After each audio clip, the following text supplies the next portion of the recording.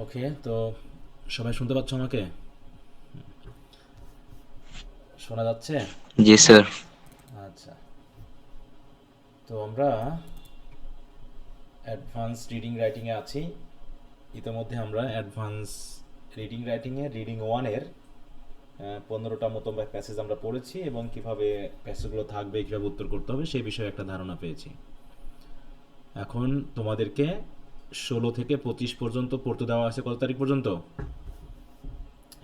30 তারিখ 30 পর্যন্ত, তারিখ। 30শে নভেম্বর 30 পর্যন্ত। তারিখ। 16 থেকে 25 পড়ে ফেলবা, তারপরে আর এক সপ্তাহ সময় দিব, 26 থেকে লাস্ট যে কয়টা আছে। এভাবে পুরো পার্ট এ এর প্রত্যেকটা প্যাসেজ পড়বা। প্রত্যেকটা প্যাসেজ কোনটা গুরুত্বপূর্ণ কোনটা গুরুত্বপূর্ণ না এসব হিসাব করা যাবে না, ঠিক আছে? পুরো প্যাসেজ পড়বা, ওকে। পুরো প্যাসেজগুলো বুঝবা। বোঝার পর প্র্যাকটিস দিব বা টেস্ট নিব, সেভাবে তোমাদের উত্তর করতে হবে।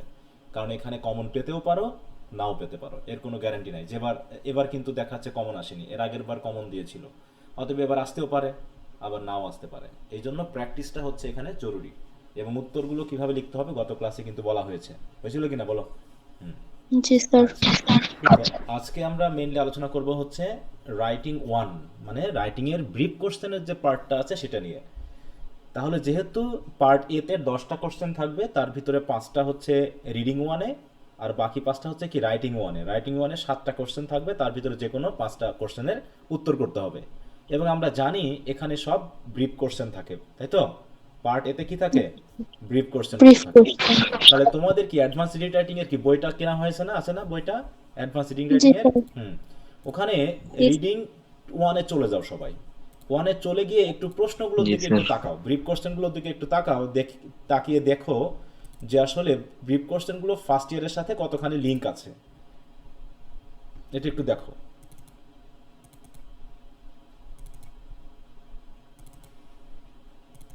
রিডিং অন না রাইটিং অন? Writing one. হ্যাঁ, আমি রিডিং ওয়ান বলেছি, হ্যাঁ রাইটিং ওয়ান দেখো।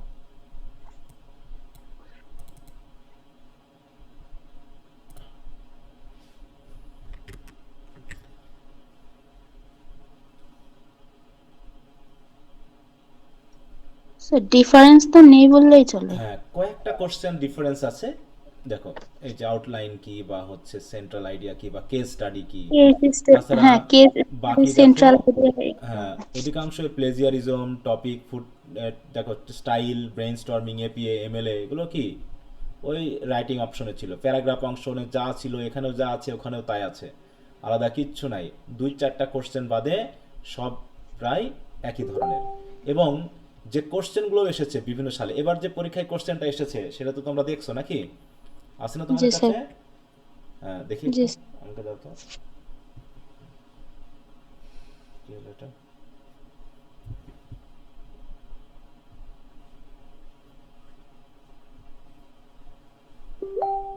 আমি একটু তোমাদেরকে এবারে যে কোশ্চেনটা এসেছে সেটা একটু শেয়ার করি। কোশ্চেনটা সবার কাছে আছে কি বলো?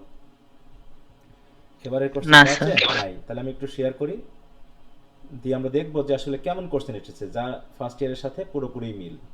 হ্যাঁ, এখানে জাস্ট একটু আইডিয়াটা নিতে হবে যে কিভাবে আসবে, এছাড়া আসলে এখানে তেমন কিছু নাই। এই জন্য আমি তোমাদেরকে একদিন একটু পড়তে দিব, যে খুঁজে খুঁজে বার করবা যে এখানে কোনো অজানা কোশ্চেন তোমাদের আছে কিনা।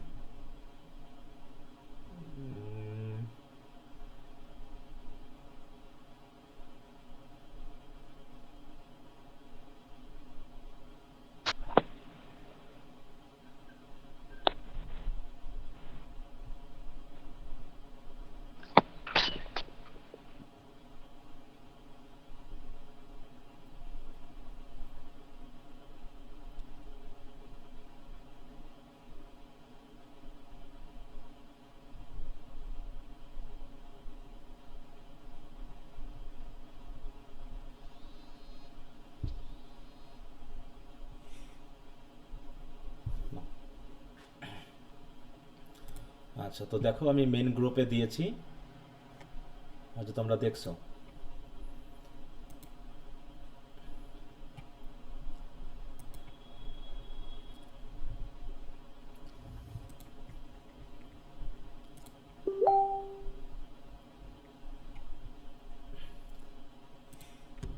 দেখো এখানে যে কয়টা কোশ্চেন আছে টোটাল, 1 2 3 4 5 6 7।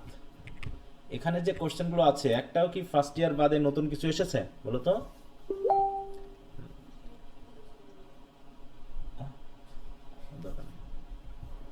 দেখো এখানে কি স্যার স্যার দেখে দেখো এখানে হচ্ছে কি হোয়াট ইজ প্লেজিয়ারিজম, ফার্স্ট ইয়ারে পড়ছিলাম না এটা? জি স্যার। জি তারপর হোয়াট স্যার। ইজ স্ক্যানিং, তারপর হচ্ছে define a process paragraph, what do you mean by embargo date, write a topic sentence on poverty alleviation, give the definition of footnotes. এই যে ফুটনোটটা এখানে এসেছে, ওটা হয়তো তোমাদের ওখানে ছিল কিনা জানি না, তবে আমরা ফুটনোটটা কি জিনিস সেটা হয়তো ফার্স্ট ইয়ারে যে আমাদের শীট দেওয়া ছিল সেখানে ছিল। What is a deo letter, দেখো সবগুলো কি একদম ফার্স্ট ইয়ারে যা ছিল এখানে ঠিক তাই। হ্যাঁ, আবার এখানে যেগুলো আছে মূল কথা হলো ফার্স্ট ইয়ারে আমরা কয়টা টপিক পড়েছিলাম রাইটিং এর জন্য বলো? স্যার 10টি। হ্যাঁ 10টা টপিক পড়েছিলাম, কিন্তু এখানে আমাদের মোটামুটি শেষের দিকে যেমন মিনিটস, নোটস, এগুলো কিন্তু আমাদের জন্য আপাতত নাই। ঠিক আছে তো? এখানে কিছু কিছু টপিক আছে, যেমন এখানে দেখো বলছে কি যে প্রেস রিলিজ পর্যন্ত তোমাদের দিয়েছে। ঠিক আছে, তাহলে কয়টা হচ্ছে টোটাল? প্রেস রিলিজ একটা, দুইটা, তারপর হচ্ছে তিনটা, তিনটা চারটা, তারপর হচ্ছে এখানে কি পাঁচটা, লেটার মিলে পাঁচটা, তারপর আটটা হচ্ছে মোট। রিপোর্ট হচ্ছে এসেছে ছয়টা, তাই তো? তারপর হচ্ছে কি সাতটা, আর হচ্ছে writing skills, introduction to writing skill, এটা হচ্ছে কি দেখো এই যে সাতটা বা আটটা আছে। ঠিক আছে, এই তাছাড়া বাকি মিনিটস এবং নোটস তোমাদের নাই। আর এখান থেকে আবার ব্রড কোশ্চেন আসবে আরও দুইটা কম, এখানে প্রেস রিলিজ বা এগুলো কিন্তু আসছে না। হ্যাঁ, তো এই জন্য বলছি যে রাইটিং ওয়ানের জন্য আমরা বেশি সময় ব্যয় করবো না, জাস্ট আজকের ক্লাসটুকুই আমরা আলোচনা করব। এখানে জাস্ট বাড়তি যে উত্তর প্রশ্নগুলো একটু বাড়তি আছে দুই একটা, ওইগুলো একটু আমরা আলোচনা করে দিব। বাকি যেগুলো আগের মতোই আছে আমি ফার্স্ট ইয়ারের ক্লাসগুলো তোমাদের সাথে শেয়ার করে নিব, সেই ক্লাসগুলো দেখে তোমরা কভার করবা। ঠিক আছে তো? যেহেতু একই জিনিস ওকে স্যার। আমরা বাড়তি এখানে সময় নষ্ট করব না। আচ্ছা, তো এখানে যে বাড়তি নতুন নতুন কিছু কোশ্চেন আছে যেগুলো হয়তো বা ফার্স্ট ইয়ারের প্রশ্নে নাই বা ওইভাবে আলোচনা নাই, আমরা সেগুলো একটু আলোচনা করব। দেখো প্রথমে হচ্ছে what is a case study. Case study কি জিনিস, এই বিষয়ে কি কখনো এই বিষয়টা জেনেছো কখনো যে কেস স্টাডি বলে একটা শব্দ আছে? হুম, না স্যার। কেস স্টাডি হচ্ছে মনে করো কোনো একটা বিষয় নিয়ে, হ্যাঁ কোনো একটা বিষয় নিয়ে আমরা গবেষণা করতে যাচ্ছি। হ্যাঁ, যে কোনো একটা বিষয় নিয়ে আমরা গবেষণা করব। মনে করো আমরা ইংলিশে পড়া স্টুডেন্টদের মধ্যে ইংলিশের দক্ষতা কেমন, এইটা জানার জন্য আমরা সারা বাংলাদেশের স্টুডেন্টদেরকে তো আর একসাথে করতে পারবো না, পারবো বলো? হুম, না স্যার। তাই আমরা করলাম কি কোনো একটা কলেজের বা কোনো একটা জেলায় যে কয়টা স্টুডেন্ট মানে যে কয়টা কলেজ আছে সে কয়টা কলেজের ইংলিশ ডিপার্টমেন্টের স্টুডেন্টদের নিয়ে আমরা গবেষণাটা করব। তাহলে যাদের উপর ভিত্তি করে, ঠিক আছে তো, যে বিষয়ের উপর ভিত্তি করে আমরা মেইনলি ডেটা কালেকশন করব বা তথ্য কালেকশন করে ওইটাকে গবেষণার কাজে লাগাবো, সেইটাকে বলা হচ্ছে কেস স্টাডি। তাহলে আমরা পুরো বাংলাদেশের চিত্রটা জানতে চাচ্ছি, পুরো বাংলাদেশের স্টুডেন্টদেরকে গবেষণা করে নয়, জাস্ট আমরা মনে করো আমার জেলার কথাই বলি যে মেহেরপুর জেলার যে দুইটা মানে যে কলেজ আছে ইংলিশ ডিপার্টমেন্ট আছে মাত্র শুধু মেহেরপুর সরকারি কলেজে, আর কোনো কলেজে নাই। তো মেহেরপুর সরকারি কলেজে যে কয়জন স্টুডেন্ট আছে সেখানকার থার্ড ইয়ার বা ফোর্থ ইয়ার স্টুডেন্টদের উপরে তাই তো তথ্য সংগ্রহ করে আমরা একটা গবেষণা করব। এই তাহলে কেস স্টাডিকে এইটা বোঝাচ্ছে। হ্যাঁ, দেখো আরও যদি আমরা এখানে যে তথ্যটা মানে ডেফিনেশনটা একটু কেমন জানি আনক্লিয়ার আছে, তো আমরা যদি একটু দেখি, দেখো যে what is a case study. Case study, STUDY, and why is it done, এটা কেন করা হয়, কেস স্টাডি কি এবং এটা কেন করা হয় সেটা সম্পর্কে। কারণ এগুলো এই বিষয়টা তোমাদের বইয়ে ওইভাবে দেওয়া নাই। দেখো বলছে কি যে কেস স্টাডি ইজ অ্যান, দেখো is an in depth detail examination, মানে একটা গবেষণা তাই তো, of a specific subject such as a person or group or event or organization within its real world context. Real world মানে হচ্ছে ওই যে স্টুডেন্টদের নিয়ে আমি কথা বলবো, যেহেতু স্টুডেন্টদের নিয়ে গবেষণা করবো, তাহলে ওই স্টুডেন্টটা হচ্ছে আমার রিয়েল ওয়ার্ল্ড। তাদেরকে আমি কিন্তু ঘরে বসে বসে গবেষণা করছি না, আমি কি করছি গবেষণা করার জন্য আমাকে সেই ফিল্ডে যেতে হচ্ছে, সেই ফিল্ডে গিয়ে যারা এর সাথে রিলেটেড তাদের উপর ভিত্তি করে কিন্তু আমি গবেষণাটা করছি। ঠিক আছে তো? তাহলে এইটাই হচ্ছে কি আমাদের কেস স্টাডির ব্যাপারটা। এটা যে কোনো বিষয় হতে পারে, সেটা যে গবেষণার ক্ষেত্রে যে কোনো বিষয় হতে পারে, সেটা ড্রাইভারদের নিয়ে হতে পারে, সেটা কৃষকদের নিয়ে হতে পারে, সেটা একটা জেলাতে আলু চাষ নিয়ে হতে পারে, তাই তো একটা জেলায় মুরগি চাষ নিয়ে হতে পারে। যে কোনো একটা বিষয়ের উপর ডিপেন্ড করে গবেষণা করার জন্য, ডিটেল এক্সামিনেশন করার জন্য একটা যে গ্রুপ বা কোনো পার্সন বা কোনো অর্গানাইজেশনকে যে আমরা গ্রহণ করি, সেটা হচ্ছে কেস স্টাডি। দেখো, ইট ইজ ডান কেন করা হয়? To gain a deep multifaceted understanding of a complex issue. ওই যে একটা ইস্যুকে, হ্যাঁ, যে কেন স্টুডেন্টরা, আমাদের জাতীয় বিশ্ববিদ্যালয়ের স্টুডেন্টরা কেন ইংরেজি সাহিত্য পড়েও তারা ইংলিশের দক্ষতা অর্জন করতে পারে না। তো এর উপর একটা কেস স্টাডি আমরা আমাদের কলেজটাকে নিচ্ছি, যে সমস্যাটা কোন জায়গায়, যে এটা কি প্রাতিষ্ঠানিক সমস্যা, এটা কি টিচারদের সমস্যা, এটা কি বিশ্ববিদ্যালয়ের সমস্যা, এটা কি স্টুডেন্টদের সমস্যা, এটা কি এনভায়রনমেন্টের সমস্যা, না কিসের সমস্যা, সেটা আমাকে খুঁজে বার করতে হবে। এই বার করার জন্য যে ডিপ একটা স্টাডি করব, সেটাই হচ্ছে আমাদের মানে কি এই কেস স্টাডির উদ্দেশ্য। বলছে often to explore how and why, হ্যাঁ, something occur in unique situation where broader studies are not feasible. যেখানে ওই যে বলো না, বর্ডার স্টাডি সম্ভব না, পুরো বাংলাদেশ স্টুডেন্টদের নিয়ে এটা গবেষণা করা কি সম্ভব? একসাথে বলো। না স্যার। বর্ডার স্টাডি সম্ভব না এমন একটা বিষয়কে ছোট্ট একটা পরিসরে কিছু ব্যক্তি, বস্তু, থিং ইত্যাদি নিয়ে আমরা গবেষণা করতে পারি। তাহলে this approach is use to generate hypothesis. Hypothesis মানে একটা অনুমান, প্রথমে একটা অনুমান করা হয়, তাই তো? যে হাইপোথিসিস করা হলো যে জাতীয় বিশ্ববিদ্যালয়ের পড়া স্টুডেন্টদের ইংলিশে দক্ষতার প্রধান কারণ হলো কি? প্রাতিষ্ঠানিক, বলো কি? প্রাতিষ্ঠানিক দুর্বলতা, তাই তো? প্রাতিষ্ঠানিক দুর্বলতা, শিক্ষা শিক্ষণ প্রক্রিয়ায় প্রাতিষ্ঠানিক দুর্বলতা, এইটা হলো আমার হলো অনুমান বা হাইপোথিসিস। এখন আমার এই অনুমানটা ঠিক না ভুল, সেটা আমি গবেষণায় নেমে যাব, নামতে গিয়ে দেখা যাবে কি ওর সাথে রিলেটেড অনেক কিছু বেরিয়ে আসবে। তাহলে আমার হাইপোথিসিস বা আমার মূল আইডিয়াটা হচ্ছে এইটা। এখন তার উপর ভিত্তি করে যখন গবেষণা চালাবো, তখন কি আমি শুধু ধরেছি কি প্রাতিষ্ঠানিক দুর্বলতাটাকে, কিন্তু এটা কি শুধু প্রাতিষ্ঠানিক দুর্বলতার উপর আছে? বলো, ডিপেন্ড করছে? না স্যার। হ্যাঁ, তখন এটা ওই যে মাল্টি ফ্যাসেটেড বিষয় কিন্তু চলে আসবে, তাতে বিভিন্ন মুখী বিষয়গুলো বেরিয়ে আসবে, যে এটা টিচারদের সমস্যা, না স্টুডেন্টদের সমস্যা, ক্লাসরুমের সমস্যা, অডিও ভিজুয়াল যে ফ্যাসিলিটি তার কি কম থাকার জন্য সমস্যা, নাকি এটা জেলা ভিত্তিক দূরত্ব, হ্যাঁ, মানে আধুনিকতার ছোঁয়া থেকে দূরত্ব, এগুলোর সমস্যা, অনেক কিছু বেরিয়ে আসবে। তারপরে this approach is use to generate hypothesis, inform theory and provide concrete examples of a particular situation. হ্যাঁ, তাহলে পার্টিকুলার সিচুয়েশনের কনক্রিট এক্সাম্পলটা আমরা বের করতে পারবো, যে আসলে টিচাররা কতখানি দায়ী, স্টুডেন্টরা কতখানি দায়ী, প্রতিষ্ঠান কতটুকু দায়ী, অটোমেটিক একটা পার্সেন্টেজ চলে আসবে। কি তাহলে কেস স্টাডি বুঝতে পারছো? জি স্যার। এখানে সেটা বলে, দেখো, case study means collecting or presenting detail information concerning a particular data or people. দেখো, এটা এইটুকু সংজ্ঞার ভিতরে তুমি কিন্তু বুঝবা না যে এটা আবার কি কাজে লাগে, কেন করা হয়। জাস্ট আমি বুঝিয়ে দিলাম, এখন নিশ্চয়ই তোমরা ক্লিয়ার হয়েছো, বুঝে গেল? জি স্যার। আচ্ছা, এবার সেন্ট্রাল আইডিয়া তো আমরা পড়েছি, যেমন প্যারাগ্রাফ রাইটিং এর ক্ষেত্রে বা হচ্ছে এসে রাইটিং এর ক্ষেত্রে আমাদের একটা সেন্ট্রাল আইডিয়া থাকে, তাই না? থিমেটিক আইডিয়া থাকে, সেটা হচ্ছে সেন্ট্রাল আইডিয়া, হ্যাঁ, যে মেইন। যেমন আমরা বলেছি কি টপিক সেন্টেন্স কাকে বলে জানো? টপিক সেন্টেন্স কাকে বলে একটা প্যারাগ্রাফের? মেইন যে মেইন আইডিয়া থাকে, কন্ট্রোলিং বা সেন্ট্রাল আইডিয়া থাকে যে ফার্স্ট সেন্টেন্সে, তাকে বলি কি আমরা টপিক সেন্টেন্স। মানে যে Topic পয়েন্টটা নিয়ে আমরা মেইনলি আলোচনা করব, আমাদের আলোচনা রাইটিং এ করব। মেইন পয়েন্টটা যেটা, তাই বলি দেখো, central idea is the main point of your essay, usually stated in its topic or thesis. আর একটা কথা বলে রাখি, যদি পড়ার ভিতরে তোমরা ইউ বা ইওর বলে কোনো কিছু পাও, এটা কি পরীক্ষায় লেখা যাবে? তুমিও ইওর বলবা? হুম, না।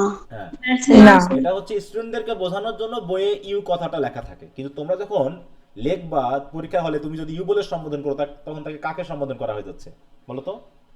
টিচারকে। টিচারকে। তাহলে এইটা একটু মাথায় রাখবা, যে এই সেন্সটাও যদি ডেভেলপ না হয় তাহলে তো হবে না। তাহলে তো তোমার তো দুর্বলতা আছে, সেটা স্যার ধরে ফেলবে, যে বইয়ে যেমন আছে সে কপি করে ফেলেছে ওয়ার্ড ফর ওয়ার্ড, কিন্তু কেন দেওয়া আছে, কি পরিবর্তন করতে হবে, সেটা সম্পর্কে তোমার কোনো জ্ঞান নেই। অতএব ইউ বা ইওর মানে তোমাকে বোঝাচ্ছে, রিডারকে বোঝাচ্ছে, কিন্তু এখানে রিডার হচ্ছে স্টুডেন্ট, কিন্তু টিচারদেরকে তুমি কখনো এটা বলতে পারবে না। তখন বলবা রাইটার বলবা, না ওয়ান বলবা ইত্যাদি। সেটা আমি কিন্তু ফার্স্ট ইয়ারও বলেছিলাম কি না, যে ইউ শব্দটা স্যার। লাগাবা না। ওকে, এবার হচ্ছে স্যার আউটলাইন। তখন হ্যাঁ, বলো। স্যার তখন তো ওই ইওরের জায়গায় মাইও তো ইউজ করা যাবে না, হ্যাঁ, তাহলে my use ওয়ান। করবা, তবে জেনারেলাইজ my করবা use না, করবে। এই সরি, পার্টিকুলার করবা না, জেনারেলাইজ করবা। উই, আওয়ার বা ওয়ান, কখনো One, মাই শব্দটা okay. ইউজ করার দরকার নেই, ঠিক আছে তো? হ্যাঁ, ওকে স্যার। একজন রাইটারের বা একজনের আ পারসন বলতে পারো, আ ম্যান বলতে পারো, বা ওয়ান বলতে পারো, বা আওয়ার বলতে পারো, কিন্তু কখনো স্পেসিফিকেশন এখানে থাকবে না, ঠিক আছে? Okay sir. ওকে। এবার হচ্ছে আউটলাইনটা কি? আউটলাইন তো আমরা আগে পড়েছিলাম যে প্রি রাইটিং স্টেজে আমরা পড়েছিলাম। আউটলাইন মানে কি? তুমি যে একটা বিষয় লিখবা সেটা সম্পর্কে কি করা? একটা পূর্ব ধারণা নিয়ে ফেলা, এই তো, পূর্ববর্তী একটা আউটলাইন তৈরি করা, হ্যাঁ, যে আমি এই বিষয়ে এরকম করে লিখবো। যে তুমি একটা এসে লিখবা মনে করো, তাহলে তুমি এসে লিখবা যখন, তখন কি তুমি কোনো কিছু না ভেবে লেখা শুরু করবা? বলো। না হুম? স্যার। তোমার আউটলাইন থাকবে যেখানে আমি কোন টপিক নিয়ে কথা বলবো এবং আমি কত পেজ লিখবো এবং লেখাটা আমার কোন মানে ফরম্যাটে হবে সেগুলো সম্পর্কে একটা আউটলাইন করে নেওয়া। ঠিক আছে, তথ্যগুলোকে আমি কিভাবে রিপ্রেজেন্ট করব, এই বিষয়গুলো, কোন তথ্য দিব কোন তথ্য দিব না, তাই তো, কিভাবে আলোচনা করব সে সম্পর্কে আগে থেকেই, পূর্ব থেকেই একটা ধারণা তৈরি করে নেওয়াটাকে বলা হচ্ছে কি? আউটলাইন। হ্যাঁ, তারপরে দেখো আউটলাইন তো কোনো আর্টেরও হতে পারে, মানে যে কোনো কিছুর একটা আউটলাইন থাকে, তাই না? যে আমরা একটা কমেডি তৈরি করবো, বললাম কি যে আমরা একটা মনে করো একটা একটা কমেডি তৈরি করব বা আমরা একটা গ্রুপ তৈরি করব, তার গ্রুপের একটা আউটলাইন থাকবে না, যে আমরা কিভাবে কি করব, বলো। জি এখানে স্যার। সভাপতি থাকবে, এখানে সেক্রেটারি থাকবে, এখানে অন্যান্য মেম্বার থাকবে, কতজন মেম্বার থাকবে, তাদের কাজ কি হবে, এই বিষয় সম্পর্কে পূর্ববর্তী একটা যে ফ্রেমওয়ার্ক দাঁড় করানো, সেটাকে বলা হচ্ছে কি? আউটলাইন। তাহলে outline refers to main features or general principles of a subject or omitting minor details.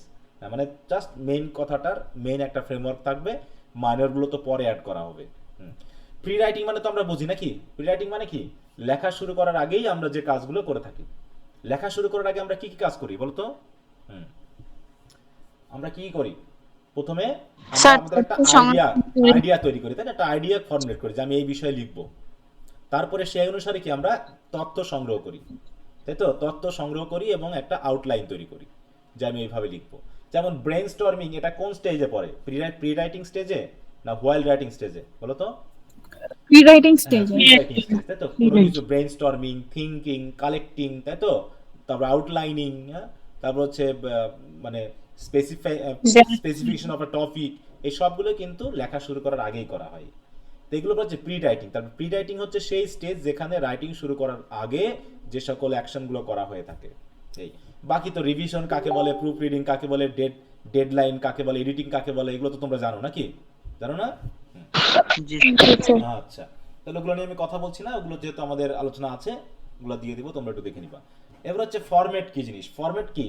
ওই যে বললাম একটা কোনো কিছু যে তুমি লিখবা, তাই তো, ফরম্যাট হচ্ছে কি? তার একটা আউটলাইন, হ্যাঁ, বা হচ্ছে ফর্ম। হুম, যে আমরা যেমন যদি বলি প্যারাগ্রাফের ফরম্যাট আর এসের ফরম্যাট আর হচ্ছে লেটারের ফরম্যাট কি একই রকম? বলো। হুম, না স্যার। হ্যাঁ, তাহলে ফরম্যাট হচ্ছে যে কোনো রাইটিং আমরা কিভাবে মেনলি লিখে থাকি, প্রিপেয়ার করে থাকি বা প্রেজেন্ট করে থাকি, সেটাকে বোঝানো হচ্ছে। হ্যাঁ, যে আবার লেটারের ভিতরে অ্যাপ্লিকেশন এক ধরনের, পার্সোনাল লেটার এক ধরনের, তাই না? তারপরে নোটিশের এক ধরনের ফরম্যাট আছে, প্রেস রিলিজের এক ধরনের ফরম্যাট আছে, লেটারের মধ্যে আবার ফর্মাল লেটারের এক ধরনের মানে ফরম্যাট আছে, তারপর ইনফর্মাল লেটারের এক ধরনের ফর্ম। তাহলে ফরম্যাট হচ্ছে কি? কোনো কিছু তুমি যে লিখবা সেই লেখাটা তুমি কিভাবে প্রেজেন্ট করবা বা প্রিপেয়ার করবা, সেটাকেই, সেই ম্যানারটাকে বলা হচ্ছে কি? ফরম্যাট। হুম, এই এগুলো তেমন কিছুই না, সবই তোমাদের জানা আছে। তা বলছে হোয়াট ইজ জিপিও স্টাইল। এটা একটা যেমন, মানে জিপিও বলতে কি বোঝায় আসলে? এটা হচ্ছে এই যে এখানে বলা হচ্ছে যে গভর্নমেন্ট প্রিন্টিং অফিস, এইটাকে প্রধানত জিপিও বলা হয়। তাহলে জিপিও মানে কি? Government printing office. তাহলে গভর্নমেন্ট তার যে নথিপত্রগুলো যে যে স্টাইলে লিখে থাকে, যেমন আমরা যদি একটু খেয়াল করি, পরীক্ষায় যে প্রশ্নপত্রগুলো করা হয়, সেই প্রশ্নপত্রগুলো কি আমরা যে পেপারে প্রিন্ট করি ওই পেপারে করা হয়? বলো। না স্যার। তারপরে পরীক্ষার খাতাগুলো কেমন বলো তো? আমরা যে ফাইনাল পরীক্ষার খাতায় যে পরীক্ষা দিই ওগুলো কেমন? একটু হলদেটে। হ্যাঁ, একটু হোল দেটে, ওটা হচ্ছে জাস্ট ওটা অফিসিয়াল বা সরকারি কাগজপত্র হিসেবে এগুলোকে ব্যবহার করা হয়, বাইরে কিন্তু এর ব্যবহারটা খুব একটা নাই। তো এরকম প্রত্যেকটা ব্যাপারে কি আছে? একটা স্টাইল রয়েছে।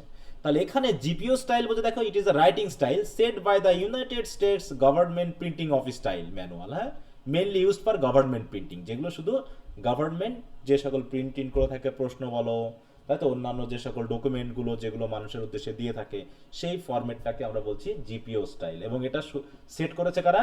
ইউনাইটেড স্টেটস, তাই তো। যেটা আমেরিকার গভর্নমেন্ট প্রিন্টিং অফিস যে স্টাইল ম্যানুয়ালটা দিয়েছে সেটাই হচ্ছে জিপিও স্টাইল।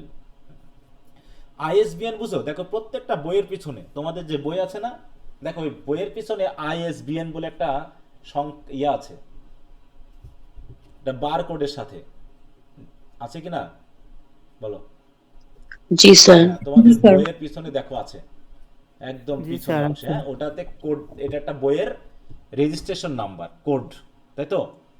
হ্যাঁ, ওইটা কি করা হয়, ওটা পাবলিশাররা এটা দিয়ে থাকে, অ্যাসাইন করে থাকে, এবং এই নাম্বারটা দিলে পারে বইটা আইডেন্টিফাইড হয়ে যাবে, এবং এটার যে বারকোড আছে, যে কোড বা নাম্বারটা আছে, সেই নাম্বারটা তুমি যদি কোথাও বসাও বা যাচাই করো, তাহলে বইয়ের রাইটার কে, কবে পাবলিশ হয়েছে, মূল্য কি, সব এখানে দেওয়া থাকবে।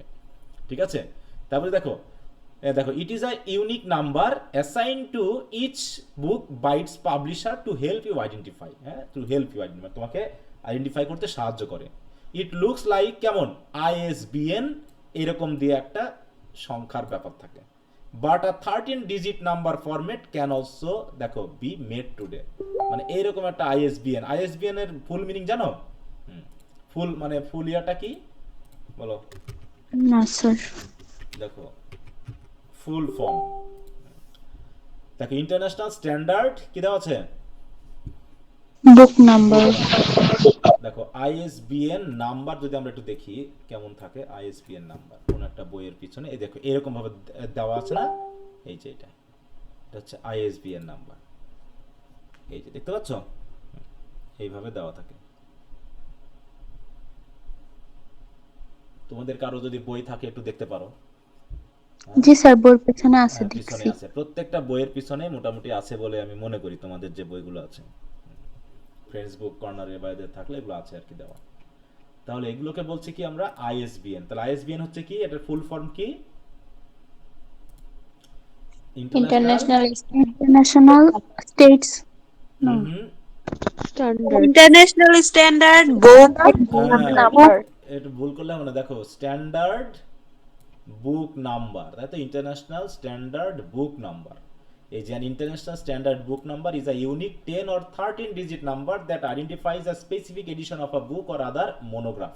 এই যেখানে দেওয়া আছে, it is used globally for ordering, sale, stock control অথবা library cataloguing and is purchased by publisher through national ISBN agencies affiliated with the international ISBN agency। তার ইন্টারন্যাশনাল আইএসবিএন এজেন্সি আছে, কেউ কোনো বই লিখলে পারে সেখানে জানানোর মাধ্যমে এটার একটা নাম্বার তৈরি হয়, এবং এই নাম্বারটা একদম ইউনিক একটা নাম্বার, মোবাইল ফোনের মতো, ঠিক আছে তো, এবং এটা ইন্টারন্যাশনালি ইউজ করা হয়।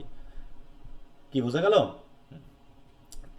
তাহলে আইএসবিএন এটা হচ্ছে কি, তাহলে আইএসবিএন এটা হচ্ছে ইউনিক একটা নাম্বার। হ্যাঁ, এমএস মানে তো আমরা জানি ম্যানুস্ক্রিপ্ট, এমএস মানে অবশ্য বলি মাইক্রোসফট বলি আমরা নাকি, কিন্তু এখানে হচ্ছে ম্যানুস্ক্রিপ্ট বোঝায়। ম্যানুস্ক্রিপ্ট বুঝো? ম্যানুস্ক্রিপ্ট মানে কি, হোয়াট ইজ ম্যানুস্ক্রিপ্ট, এটা অনেক সময় পরীক্ষা এসেছে। পাণ্ডুলিপি, তো পাণ্ডুলিপি কি জিনিস?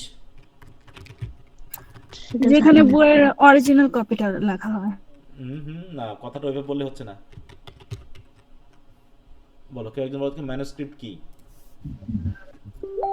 আমরা তো রাইটিং করি, তাই না? একটা জিনিস লিখি যখন আমরা, তখন কয়টা স্টেজ থাকে লেখার, বলো?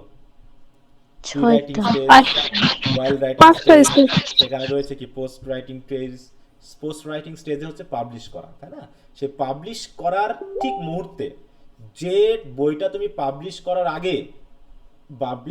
আগে রেডি করে ফেলেছো, যেটা এখনো পাবলিশ করা হয়নি কিন্তু তুমি প্রুফ রিডিং করেছো, তাই তো, সেটাকে তুমি একটা ফরম্যাটে নিয়ে এসেছো, এটাকে বলা হবে কি, পাণ্ডুলিপি। মানে পাবলিশিং এর পূর্বে পর্যন্ত তোমার যে লেখা বইটা বা লেখার যে লেখাগুলো যেটা মিলে একটা বই হবে, সেগুলোকে বলি কি আমরা, পাণ্ডুলিপি, যেটা তুমি পাবলিশারদের কাছে পাঠাও কি করার জন্য, পাবলিশ করার জন্য। তার মানে দেখো, বিফোর, হ্যাঁ, তারপর দেখো, a manuscript with the original text of an author submitted to a publisher for publication. এটা হ্যান্ড রাইটিংও হতে পারে, টাইপড হতে পারে, কেউ হয়তো হাতে লেখে, আবার কেউ দেখা যাচ্ছে সরাসরি কম্পিউটারে লেখে। তাহলে সে লিখে রেডি করেছে কি করার জন্য, পাবলিশ করার জন্য। তার মানে পাবলিশ করার পূর্বে তোমার যে ডকুমেন্টটা রেডি হয়ে আছে, পাবলিশ করার পূর্বে তুমি অলরেডি পাঠিয়েও দিয়েছো হয়তো, কিন্তু এখনো পাবলিশ করা হয়নি, সেটাকে আমরা বলবো কি, বলো? ম্যানুস্ক্রিপ্ট। ঠিক আছে, হ্যাঁ, তাহলে ম্যানুস্ক্রিপ্টকে সংক্ষেপে লেখা হয় এমএস দিয়ে। হ্যাঁ, তারপর দেখো, আগের যুগে ম্যানুস্ক্রিপ্ট বলতে আমরা হ্যান্ড রিটেন ডকুমেন্টকে বুঝতাম, যখন কোনো প্রিন্টিং প্রেস আবিষ্কৃত হয়নি, ঠিক আছে তো, সেটা কোনো ডকুমেন্টকে বুঝতাম। দেখো, হ্যাঁ, manuscript was a hand written document, book or scroll written before the invention of the printing press. Today the term is used both for an ancient hand written document and the modern original draft of a work ready for publication, মানে পাবলিকেশনের জন্য ready হয়ে গেছে কিন্তু এখনো publish করি নাই, এটাকে বলি কি আমরা ম্যানুস্ক্রিপ্ট। কি কথা বোঝা গেছে? জি স্যার। এখানে অবশ্য বলা নেই যে ম্যানুস্ক্রিপ্ট কি জিনিস, কিন্তু এখানে দিয়েছে হোয়াট ইজ এমএস, মানে what is an abbreviation for manuscript. তো আমি একটু যেগুলো বোঝানোর, তারপর হচ্ছে তাহলে টপিক সেন্টেন্স বুঝি আমরা, বা টপিক বুঝি, প্লেজিয়ারিজম বুঝি, তাই না? এখানে আমরা দেখি ফুটনোট কি জিনিস। ফুটনোট বুঝি তো আমরা, ফুটনোট কি জিনিস দেখবা যে কোনো না কোনো বইয়ের কোনো একটা শব্দকে বা কোনো একটা বিষয়কে এই রকম নিচের দিকে দিয়ে দেওয়া হয়, অর্থ সহ দিয়ে দেওয়া হয় না? বিশেষ করে সেকেন্ড ইয়ারে তোমাদের যে ড্রামাগুলো আমরা পড়েছি, দেখবা যে তার বইয়ে কি দেওয়া আছে বলো, অর্থ বা বিশেষ কোনো কথা বা বিশেষ কোনো মিনিং, এগুলো কিন্তু দেওয়া থাকে বইয়ের নিচের দিকে, ঠিক আছে? তো হয়তো দেখা যাচ্ছে এই যে ব্রেন স্টর্মিংটা কি জিনিস, এখানে একটা স্টার লেখা থাকে, এখানে একটা স্টার দিয়ে ইঙ্গিত করে, সেই স্টার দিয়ে ইঙ্গিত করে তার মিনিংটা এই জায়গায় দিয়ে দিল, সেটা টেক্সটের ভিতরে না দিয়ে। যদি তোমার প্রয়োজন হয় তুমি ওখান থেকে পড়ে বিষয়টা বুঝে নিতে পারো, ঠিক আছে? এই জি স্যার, দেখছি এরকম। এরকম দেখছো না? তো দেখো এই জন্য বলছি কি, দেখো কারো মানে মোবাইলে মনে হয় সমস্যা, মাইক্রোফোনে বা মোবাইলে সাউন্ড আসছে কিন্তু। দেখো, footnotes are notes at the bottom of a page that provide additional information, citation or commentary on specific text within a document। তাহলে একটা ডকুমেন্টের মধ্যে কোনো একটা টেক্সটের বা কোনো একটা ওয়ার্ডের বিশেষ কোনো ইনফরমেশন, মিনিং বা ইত্যাদি দেওয়া থাকে। They are indicated by a superscript number. অনেক সময় নাম্বার দেওয়া থাকে, তাই না? আমরা এই জায়গায় এখানে দেখো এই ওয়ার্ডটা সম্পর্কে লিখবো, এখানে দেখছি 1 করে দেওয়া আছে, ওই 1টা আবার ওখানে দেওয়া আছে, কখনো স্টার দেওয়া থাকে, কখনো 1 2 দিয়ে সংখ্যা দেওয়া থাকে, ইত্যাদি ইত্যাদি। তো আমরা এরকম যদি একটা ইমেজ যদি পাই, এই যে মনে করো এই জায়গায়, হ্যাঁ এটা হলো মনে করো মেইন পেজ, আর এখানে এক দেওয়া আছে, এখানে এক দিয়ে এই যে ফুটনোটে বিষয়টা বলা আছে, যে কোনো একটা ইঙ্গিত দেওয়া আছে বা কোনো একটা মিনিং দেওয়া আছে। এই যে মনে করো একটা পেজের শেষের দিকে এখানে 6 নম্বর দিয়ে দেওয়া আছে।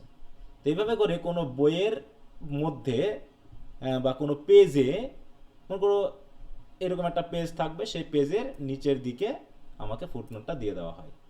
কি কথা বুঝতে পারছো? জি স্যার।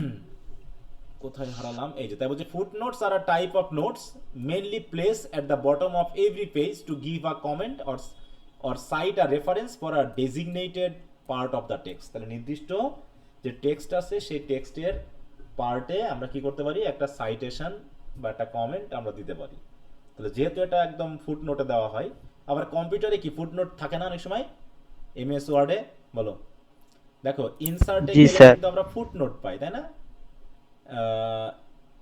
কোথায় আসলো? এই জায়গায় দেখো, এই জায়গায় ফুটার, হ্যাঁ, বা হচ্ছে কি দেখো ফুটনোট কোথায় থাকতে পারে, এই যে এখানে নিচে, হ্যাঁ নিচের দিকে আমি 1 2 3 করে দিতে পারি এরকম আর কি। হ্যাঁ, ফুটার, হেডার মানে উপরের দিকে আমরা কোনো তথ্য দিতে পারি। তো এইভাবে কোনো তথ্য ইনসার্ট করা হয় এই কোনো হেডারে বা ফুটারে। যেমন আমি এই জায়গায় একটা কিছু এগুলো দিয়েছি, এগুলো যদিও উপরের কোনো তথ্য সম্পর্কে না, তারপর আমি হয়তো নিচে কোনো কিছু লিখেছি ফুটারে। তাহলে ফুটনোটগুলো প্রধানত একটা পেজের ফুটারে থাকে। কি কথা বুঝতে পারছো? জি স্যার। এবার হচ্ছে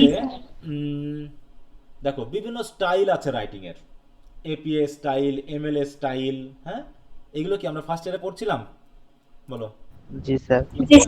ফার্স্ট ইয়ারে কিন্তু আমরা এগুলো সম্পর্কে একদম বিস্তারিত পড়েছিলাম। হ্যাঁ, সেই ভিডিও ক্লাস সহ পিডিএফ আমি সব পুরো ফোল্ডার ধরে ওটা দিয়ে দিব, তোমরা একটু যত্ন সহকারে দেখে নিবা। দেখো রাইটিং এর যে ইন্ট্রোডাকশন টু রাইটিং প্রসেস, এই রাইটিং প্রসেসের যে শীটটা আছে, এখানে আমরা মানে রাইটিং এর জন্য যে উপাদান, বিশেষ করে সাইটেশন, হ্যাঁ এই বিষয়গুলো একদম বিস্তারিত আমরা দেখেছিলাম। তো এখানে গেলে আমরা শেষের দিকে প্লেজিয়ারিজম থেকে রক্ষা পাওয়ার জন্য, তাই না, যে আমরা প্লেজিয়ারিজম থেকে রক্ষা পাওয়ার জন্য যে সাইটেশন প্রসেস আমরা ব্যবহার করেছিলাম, দেখো এখানে সেগুলো আমরা একটু দেখব। দেখো এই শীটটা আমি দিয়ে দিব, তোমরা আবার একটু পড়ে নিবা সবাই। আচ্ছা, কোহেশন কোহেরেন্স বাদ দিয়ে আমরা এই যে, হ্যাঁ প্লেজিয়ারিজম কি, হ্যাঁ প্লেজিয়ারিজম থেকে রক্ষা পাওয়ার জন্য আমরা কি করতে পারি, ওয়েজ অফ অ্যাভয়েডিং প্লেজিয়ারিজম। এখানে আমরা কি করতে পারি, যে আমরা যা লিখতেছি তার সম্পর্কে কোটেশন বা সাইটেশন দিতে পারি। এই সাইটেশন দেওয়ার যে সিস্টেমটা, সেই সাইটেশন দেওয়ার সিস্টেমটাকেই আমরা বলছি কি বলো, এপি কোন স্টাইল স্টাইলে দিব সেই স্টাইলগুলোর বিভিন্ন নাম আছে, ঠিক আছে? তো রেফারেন্সিং, এই রেফারেন্সের বিভিন্ন স্ট্রাকচার, যেমন এই যে দেখাইছিলাম একটা যে এপিএ স্টাইল কি, হ্যাঁ, যে যখন আমরা এখানে একটু বুঝে নিই, কারণ কয়েকটা প্রশ্ন এখানে দেওয়া আছে, তারপর একটু আলোচনা করে নিই। বলতেছে এইগুলো কোথায় দেওয়া থাকে, এইগুলো বলতো একটা বইয়ের শেষের দিকে দেওয়া থাকে, তাই না? এই এপিএস স্টাইল বা এমএলএস স্টাইল কেন ইউজ করা হয়, এগুলো কি দিয়ে কি করা হয় বলো? যে তুমি যদি কারো কাছ থেকে কোনো মানে তুমি একটা মনে করো বই লিখতেছো বা তুমি কোনো কিছু লিখতেছো, তা সেই লেখার ভিতরে তুমি যদি অন্য কারো কোনো রাইটিং বা কোনো তথ্য যদি তোমার রাইটিং এর ভিতরে অ্যাড করো, তখন সেটাকে কি বলা হয় বলো তো? বলো। প্লেজারিজম। প্লেজিয়ারিজম হয়। তাহলে প্লেজিয়ারিজম থেকে রক্ষা পাওয়ার জন্য কি করবা বলো? তোমাকে বলে দিতে হবে তখন, তাই তো, যে আমি ওই ব্যক্তির বই থেকে কিছু তথ্য আমি আমার বইয়ে অ্যাড করেছি, তখন সেটাকে আর প্লেজিয়ারিজম হিসেবে ধরা হবে না, কারণ তুমি অলরেডি স্বীকৃতি দিয়ে দিয়েছো যে এই লেখাটা আমার না, এই লেখাটা কার, অন্য কারো, কিন্তু আমার ভালো লেগেছে, আমার লেখার সাথে মিলে গেছে, তার জন্য আমি এই তথ্যটা আমার বইয়ে অ্যাড করেছি। কি কথা বোঝা গেল? তো জি স্যার। এখন ওই যে স্বীকৃতি যেটা দিবা, অ্যাকনলেজমেন্ট দিবা, সেটা কোথায় দেওয়া লাগে? রেফারেন্সিং এ দেওয়া লাগে। আর রেফারেন্স কোথায় থাকে? একটা বইয়ের শেষের দিকে থাকে। দেখো আমরা যদি একটু খেয়াল করি,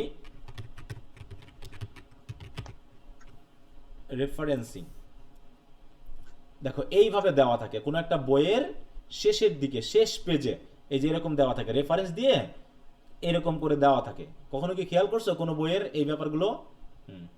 জি স্যার আছে। এগুলো আমি তোমাদেরকে দেখিয়েছিলাম ফার্স্ট ইয়ারের, এরকম করে। হ্যাঁ না, রিসার্চ রিপোর্ট ছিল যে সেইখানে। হ্যাঁ, রিসার্চ রিপোর্টে আমি একটা দেখিয়েছিলাম, তাই না, যে আমরা এরকম ভাবে রেফারেন্স করে কি করি, যে কার বই থেকে আমরা তথ্য নিয়েছি তা এখানে দিয়ে দিই। এখন এই যে বিষয়টা তুমি দিবা, এর ভিতরে আসলে কি কি থাকবে, কিভাবে তুমি সাইটেশনটা বা রেফারেন্সিংটা দিবা? এখানে হচ্ছে প্রথমে কি থাকে বলো? দেখো এপিএস স্টাইলে প্রথমে কি থাকে? হ্যাঁ দেখো, প্রথমে হচ্ছে অথরের নামের কি থাকে, লাস্ট নেম হচ্ছে কি প্রথমে, তারপরে হচ্ছে কি ফার্স্ট নেমের শর্ট ফর্ম, মানে জাস্ট ইনিশিয়ালটা থাকবে, তারপরে মিডিল পার্টের ইনিশিয়ালটা থাকবে, যদি তিনটা ওয়ার্ডের কারো নাম হয়, যদি একটা ওয়ার্ডের নাম হয় তাহলে এটাই, আর যদি দুটা ওয়ার্ডের নাম হয় তাহলে প্রথম মানে শেষের যে ওয়ার্ডটা থাকবে সেই ওয়ার্ডটাকে আমরা ফুলি লিখব, আর কি হবে, প্রথম যে নামটা থাকবে তার শুধু ইনিশিয়াল লিখবো। ইনিশিয়াল মানে বুঝো তো, প্রথম লেটারটা লিখবো, প্রথম অক্ষর। হ্যাঁ। তাহলে মনে করো আমি এখানে দেখাই যে কারো বই মানে যে বই লিখেছে তার রাইটারের নাম হচ্ছে কি, মনে করো তার রাইটারের নাম হলো মোহাম্মদ আবুল মানে আব্দুল কাদের। তাহলে আমি কিভাবে লিখবো এটাকে? প্রথমে কি লিখবো? কাদের এম এ প্রথমে কি লিখবো? কাদের কাদের কমা দিয়ে কি লিখবো? M A dot A dot, তাই তো? এইভাবে আমি লিখবো। তাহলে এটুকু লিখে ফেললাম। এবার হচ্ছে কত সালে, মানে যে বইটা পাবলিশ করেছে আব্দুল কাদের, তিনি সেটা কত সালে করেছেন তার সালটা আমরা ব্র্যাকেটের ভিতর দিয়ে দেবো। মনে করলাম যে 2021 সালে তিনি একটা বই লিখেছিলেন, তাহলে 2021 দিয়ে দিলাম, ঠিক আছে তো? তারপরে কি দিব? বইয়ের নামের যেটা টাইটেলটা, তাই তো? বইয়ের নাম মনে করে বলছি কি যে easy way to learn English, এটা দিয়ে দিল। অবশ্যই এগুলো সব ইটালিক হয়ে যাচ্ছে, এগুলো সব ইটালিক হবে না, শুধু বইয়ের যে টাইটেল সেটা ইটালিক হবে। আচ্ছা, এরপর কি দিব? কোন পাবলিশার পাবলিশ করেছেন, আমরা মনে করে বললাম অন্বেষা পাবলিশার, হ্যাঁ, অন্বেষা বুক হাউস বা অন্বেষা বুক, অন্বেষা বুক, এইভাবে দিয়ে দিলাম। তাহলে এটা হয়ে গেল কি, কোন স্টাইলে লিখলাম এটা? তাহলে আমি বলো, এপিএস স্টাইল। এপিএস স্টাইল, ঠিক আছে তো? তাহলে এপিএস স্টাইলে কি হচ্ছে, অথরের লাস্ট নেম আগে, তারপরে যতগুলো ওয়ার্ড থাকবে সেগুলো পর পর আমরা তার ইনিশিয়াল দিয়ে যাব, শুধু লাস্ট নেমটা বাদ দিয়ে। দেখো এই যে ফার্স্টের মোহাম্মদের এ, আব্দুলের এ, তাই তো? মোহাম্মদের এম আর আব্দুলের এ, আর কাদের শেষ ছিল ওটা আগে দিয়ে দিয়েছে, তারপর সাল এইভাবে মোটামুটি আমরা লিখে থাকি। অন্যদিকে দেখো, যদি আমরা দেখো এপিএ গেল, এমএল এটা দেখি, কারণ যেগুলো আমাদের জন্য প্রয়োজন। এমএলএ স্টাইলে কি করা হয়? এইখানে দেখো এমএলএ স্টাইলে আবার আমরা কি করছি, এইভাবেই কিন্তু সরি এটা এপিএস স্টাইল, তাই বলতে মিলছে না কেন, কোথায় গেল ইমেলে, এই যে এমএলএ স্টাইলে কি করছি আমরা, এখানে খেয়াল করো যে নামের কোনো সংক্ষিপ্ত রূপ আছে এই জায়গায়, No, sir. এখানে কিন্তু কোনো সংক্ষিপ্ত নাম নেই, ঠিক আছে তো। দেখো তারপরে আরেকটা কি জানো পেলাম আমরা, টুরাবিয়ান, তাই তো, এটা কি বাদ দিয়ে ফেললাম নাকি, এটা কি কি ছিল, এ শিকাগো শিকাগো শিকাগো, এই যে ফুটনোট কিন্তু এখানে বলা ছিল, আমি কিন্তু ফুটনোট দিয়েছিলাম, তাহলে তোমরা নিশ্চয়ই পারার কথা। এমএলএ গেল, এমএলএ, এপিএ, হার্ভার্ড, শিকাগো, টুরাবিয়ানটা কি বাদ পড়ে গেল নাকি, হ্যাঁ তাই তো,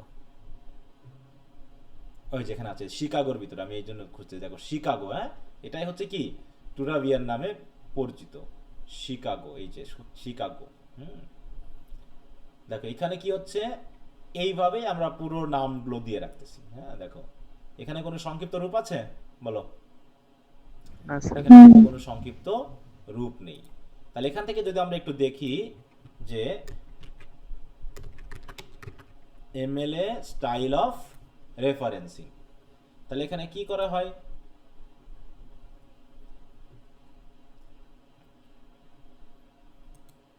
এমএলএ স্টাইল অফ রেফারেন্সিং, এখানে যেহেতু ওটা দিচ্ছে না আমরা এখান থেকে একটু দেখে নিই, এমএলএ স্টাইল অফ,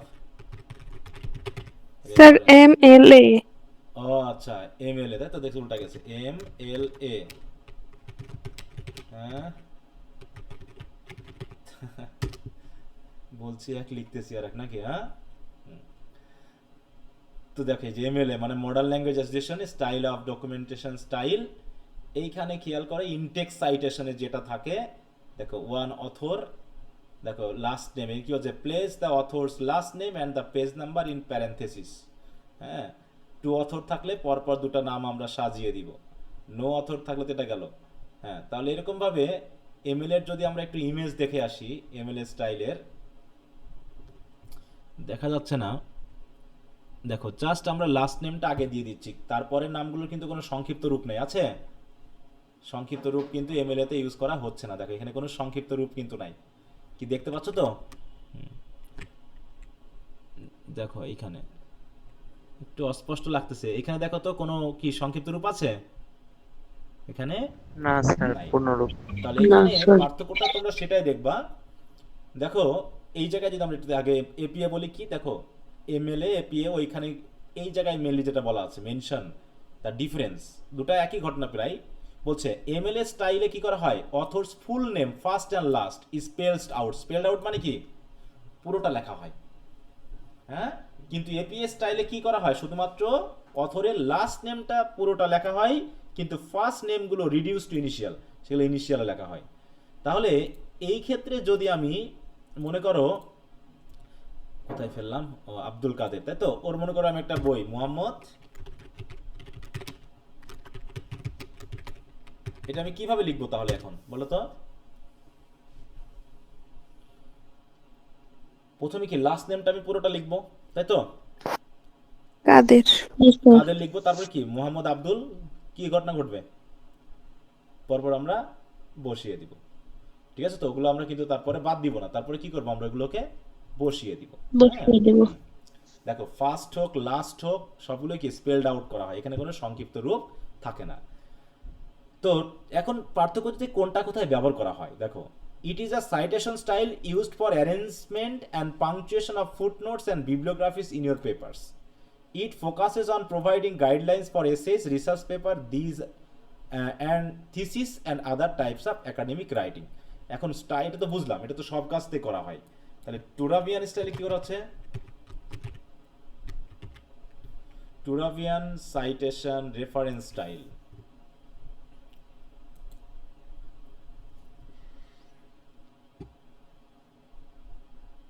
দেখো এখানে কি বলা হচ্ছে, Turabian is a citation style used based on Kate Turabian's manual which is a specific version, এটা গেল।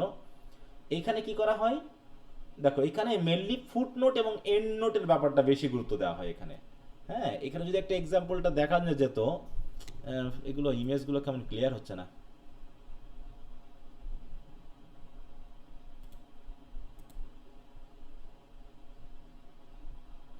আচ্ছা এটা দেখি একটু।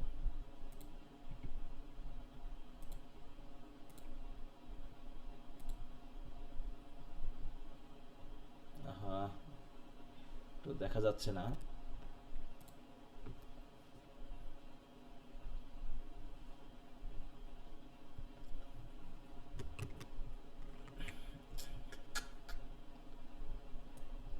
এগুলো অযথাই হুটহাট করে দিয়ে রাখছে, কোনো বইয়ের কোনো সিস্টেম নাই, আলাদা আলাদা করে দেখাতে হয়। আচ্ছা দেখো এখানে ঘুরে ফিরে প্রায় একই রকম জিনিস, মানে মূল পার্থক্যটা কয়েকটা জায়গাতে নাম দেওয়ার ক্ষেত্রে এবং কোন ক্ষেত্রে ব্যবহার করা হচ্ছে, তাই তো? এটা কি সায়েন্সের ক্ষেত্রে ইউজ করা হচ্ছে, এটা কি লিটারেচার বা হচ্ছে হিউম্যানিটিস গ্রুপে ইউজ করা হচ্ছে, নাকি সোশ্যাল সায়েন্সে ইউজ করা হচ্ছে, এরকম পার্থক্য করেই কিন্তু আমাদের এই স্টাইলগুলো মেনলি আসে। হ্যাঁ, এগুলো স্টাইলের ব্যবহারটা বিভিন্ন, যেমন শিকাগো বা অথর ডেট, এটা আমরা কেন ইউজ করে থাকি দেখো, এটাই তো সেই টোরাবিয়ান বলছে Chicago author date style is one of the two citation style present in the Chicago manual of style, it used mainly in the science and social sciences. তাহলে টোরাবাইন বা শিকাগো কোন ক্ষেত্রে ইউজ করা হয় বলো? বিজ্ঞান আর সামাজিক বিজ্ঞান হ্যাঁ, এই সোশ্যাল ক্ষেত্রে বিশেষ সায়েন্স করে। বা সায়েন্সে। আর এপিআই এমএলএ কোথায় ইউজ করা হয় দেখো, এপিআই কোথায় ইউজ করা হয় দেখো, এপিআই লিটারেচার। এইটা হচ্ছে it was design for use in psychology but today it is widely used across various disciplines especially in social science, social science use করা হয়। তারপর হচ্ছে এমএলএ কোথায় ইউজ করা হয়, এমএলএ দেখো এমএলএ কোথায় ইউজ করা হয়, মডার্ন ল্যাঙ্গুয়েজ অ্যাসোসিয়েশন, এটা it is widely used across various humanities discipline, মানে এটা কোন সাহিত্য রিলেটেড যে ভার্বগুলো আছে, আনলাইক মোস্ট প্যারেন্থেটিক্যাল বাদ দাও। তাহলে তাহলে এমএলএটা কোথায় ইউজ করা হচ্ছে, হিউম্যানিটিস গ্রুপে। টুরাবিয়ান বা শিকাগো স্টাইলটি ইউজ করা হচ্ছে সায়েন্স বা সোশ্যাল সায়েন্স গ্রুপে। এপিএটাও সোশ্যাল সায়েন্স ইউজ করা হয়। সোশ্যাল সায়েন্স আর সোশ্যাল সায়েন্স কিন্তু আর্টসেরই একটা বিষয়, কিন্তু সায়েন্স কি সায়েন্সের একটা বিষয়। হ্যাঁ, তো এরকম ইউজ করা হয়। দেখো হার্ভার্ড স্টাইল কি করা হয় ইকোনমিক্সের ক্ষেত্রে, দেখো Harvard style is often used in the field of economics, it is also very widely used across disciplines in UK universities, UK ইউনিভার্সিটিগুলোও কিন্তু ইউজ করা হয়। তো এরকমভাবে দেখা যাচ্ছে যে আসলে এই স্টাইলগুলো কোথায় কিভাবে ব্যবহার করা হয় সেই হিসাবে নামকরণ। হ্যাঁ, অতএব পার্থক্য খুব কম। পার্থক্য হচ্ছে বিশেষ করে এমএলএ এবং এপি এর ক্ষেত্রে একটা পার্থক্য কি, যে নামের কোনটা সংক্ষিপ্ত লেখা হয় আর কোন ক্ষেত্রে আমরা পুরো নামটা আমরা ইউজ করি। কি বোঝা গেল তো? স্যার এমএলএ তো কি এপি এর মতো এভাবে 6টা অংশ থাকে? হ্যাঁ, গুলো সবই থাকবে, শুধু নামের ক্ষেত্রে আলাদা। এখানে সেটাই বলছে, শুধু একই তো, বুঝছি স্যার। শুধু নামের ব্যাপারটা আলাদা। এপিএ তে কি করা হচ্ছে, এপি তে অ্যাব্রিভিয়েশন। জি স্যার। আর বাকিগুলো সব একই রকম থাকবে এবং সবগুলোতে আর একই রকম এমএলএ থাকে। তো সবগুলোই। সবগুলোতে একই রকম থাকে, ঠিক আছে।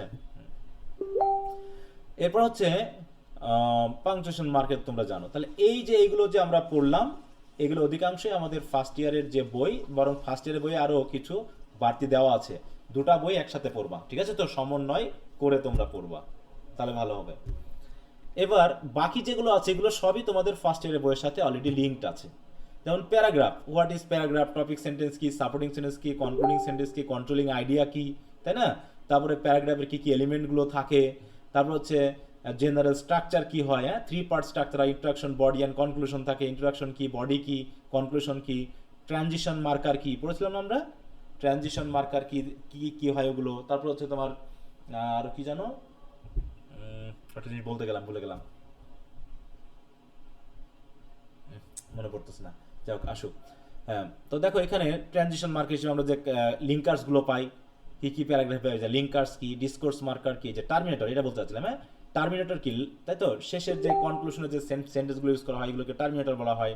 তারপর প্যারাগ্রাফে তো অনেকগুলো ভাগ আছে না, আমরা ফার্স্ট ইয়ারে প্রায় 13-14 প্রকার প্যারাগ্রাফ পাইছিলাম, তাই তো? জি স্যার। 14 প্রকার প্যারাগ্রাফ পাইছিলাম। তার ভিতরে এক্সপোজিটরি প্যারাগ্রাফ, ডেসক্রিপটিভ প্যারাগ্রাফ, তাই তো, তারপর ন্যারেটিভ প্যারাগ্রাফ থেকে শুরু করে listing paragraph, example paragraph, definition paragraph আছে না, এরকম বিভিন্ন কজ ইফেক্ট প্যারাগ্রাফ সহ আরো প্রচুর ধরনের কিন্তু প্যারাগ্রাফ ছিল।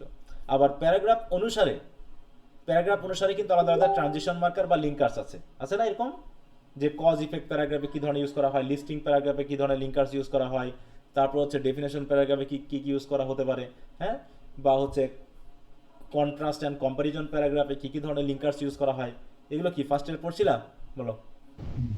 জি স্যার। হ্যাঁ, সবগুলো এখানে দেখো, এখানে নতুন আর তেমন কিছুই নাই, সবগুলো এখানে ওইগুলোই দিয়ে দেওয়া আছে। ডেফিনেশন প্যারাগ্রাফ কি, তার সাথে রিলেটেড ট্রানজিশনাল মার্কারগুলো কি, লিস্টিং প্যারাগ্রাফ কি, এইগুলোই আছে এখানে। কজ ইফেক্ট প্যারাগ্রাফ কি, দেখো এগুলো মোটামুটি এভাবে দেওয়া আছে। এগুলো বাকি কি হবে, তোমাদের কাজ হবে ফার্স্ট ইয়ার এবং সেকেন্ড ইয়ার মিলে জাস্ট একবার থরলি রিডিং পড়ে দেওয়া, ঠিক আছে? তো থরলি রিডিং দিয়ে দিবা। দেখো কোহেরেন্স কোয়েশন, হ্যাঁ বলো। ফার্স্ট ইয়ারের ওই বইটা আর হচ্ছে এই যে সেকেন্ড সেকেন্ড ইয়ারের ইয়ারের এই বইটা, এই দুটা সমন্বয় করে পড়ে ফেলবা। ফার্স্ট ইয়ারে যেহেতু চ্যাপ্টার ওয়াইজ দেওয়া আছে, এখানে আর চ্যাপ্টার ওয়াইজ দেওয়া নেই, তাই তো? একবারে পরপর ব্রিফ কোশ্চেনগুলো দিয়ে দিয়েছে এরকম। Okay sir. যেহেতু ফার্স্ট ইয়ারে পড়া আছে, এই জন্য দেখো কোহেরেন্স কি, কোয়েশন কি আমরা জানি, তাই তো? একটা হচ্ছে কি কানেকশন অফ আইডিয়াস, আর হলো কি কানেকশন বিটুইন সেন্টেন্সেস, যেটা হচ্ছে গ্রামাটিক্যাল কানেকশন, সেগুলো। হ্যাঁ, তারপর হচ্ছে কোহেশন এবং কোহেরেন্স গুলো কি, তারপর হচ্ছে টপিক সেন্টেন্স দিয়ে মোটামুটি প্যারাগ্রাফে আলোচনাটা এইভাবে শেষ হয়।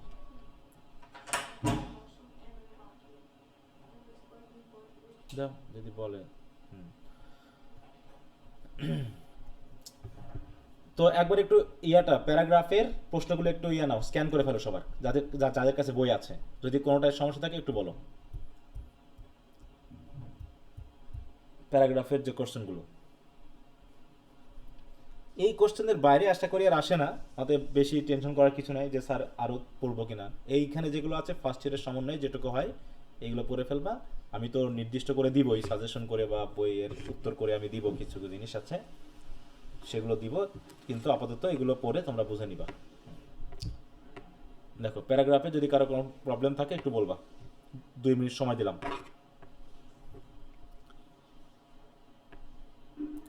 আমি একটু মিউট, একটু দেখছো সবাই বলো। জি স্যার। জি স্যার। কোনো সমস্যা আছে কারো? স্যার 16 নাম্বারটা একটু বোঝাই দেন। 16 নম্বরে কি?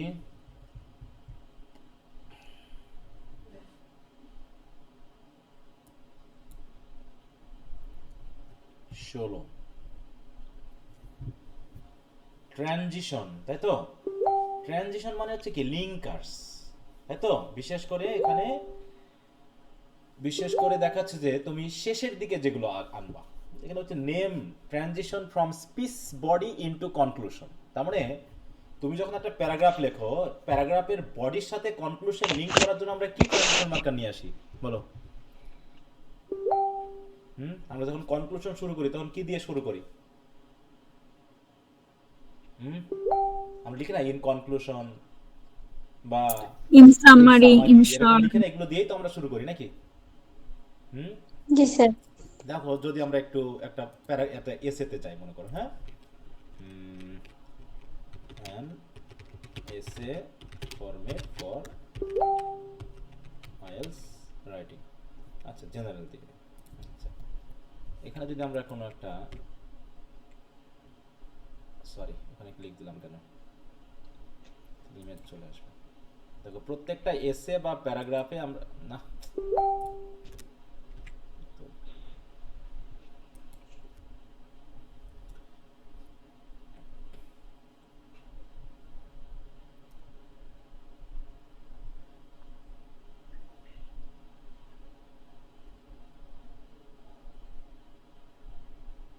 দেখো তো কি দিয়ে শুরু হয়েছে এটা। এখানে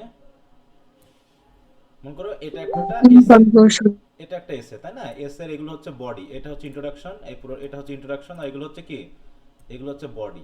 তাহলে বডির সাথে কনক্লুশনকে যুক্ত করার জন্য যে ট্রানজিশন মার্কারটা নেওয়া হয়েছে তার নাম কি দেওয়া আছে এই জায়গায়? In conclusion. হ্যাঁ, তারপরে ধরো যদি আরেকটা দেখি, এখানেও কি করা হয়েছে? ইন কনক্লুশন লিখেছে। আমিও তো যখন ব্রড কোশ্চেন গুলো লিখে দিই তখন কি থাকে শেষের দিকে বলো? কি লেখা থাকে? In conclusion. হ্যাঁ, তো এইভাবে এইটাই বলা হচ্ছে যে আমরা যখন বডির সাথে কনক্লুশনকে যুক্ত করি তখন ওখানে কি কি জাতীয় ট্রানজিশন ইউজ করো তার কয়েকটা নাম দাও। তাই বুঝছেন? দেখো name transition from speech body, দেখো from speech body into conclusion, তাহলে বডিকে কনক্লুশনে নেওয়ার জন্য যে ট্রানজিশন আমরা ইউজ করি তার কয়েকটা নাম দাও। কি বুঝতে পারছো? জি স্যার বুঝছি। এটা লিঙ্কার্স মেইনলি, ঠিক আছে? আর কারো কোনো প্রবলেম আছে কোনোটাতে একটু পড়ে নিবা, যদিও 2 মিনিটে দেখা সম্ভব না, তারপরও ওইরকম ইয়ার মতো করে আমরা একটা সময় দিব, প্রত্যেকটা পড়বা কিন্তু বোঝার জন্য প্রত্যেকটা পড়বা, পরীক্ষার জন্য আলাদা হবে, পরীক্ষার জন্য আমরা নির্দিষ্ট করে পড়বো, কিন্তু বোঝার জন্য অন্তত প্রত্যেকটা আইটেমকে পড়বা। শুধু মনে করবো না যে পরীক্ষার জন্য পড়ছি, তোমার রাইটিংটাকে ডেভেলপ করার জন্য এগুলোর প্রয়োজন আছে। এগুলো যত বেশি পড়বা তোমার রাইটিংটা আরো বেশি ভালো হবে, আর কম পড়ে কোনোদিন ভালো করা সম্ভব না। মাথায় যেখানে ইনপুটই নাই আউটপুট কি করে বেশি হবে।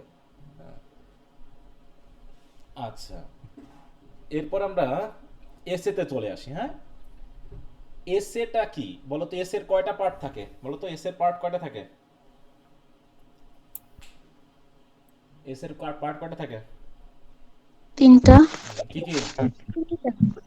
ইন্ট্রোডাক্টরি প্যারাগ্রাফ, বডি প্যারাগ্রাফ আর কনক্লুডিং প্যারাগ্রাফ। বডি প্যারাগ্রাফ নাকি বডি প্যারাগ্রাফস হবে? প্যারাগ্রাফ।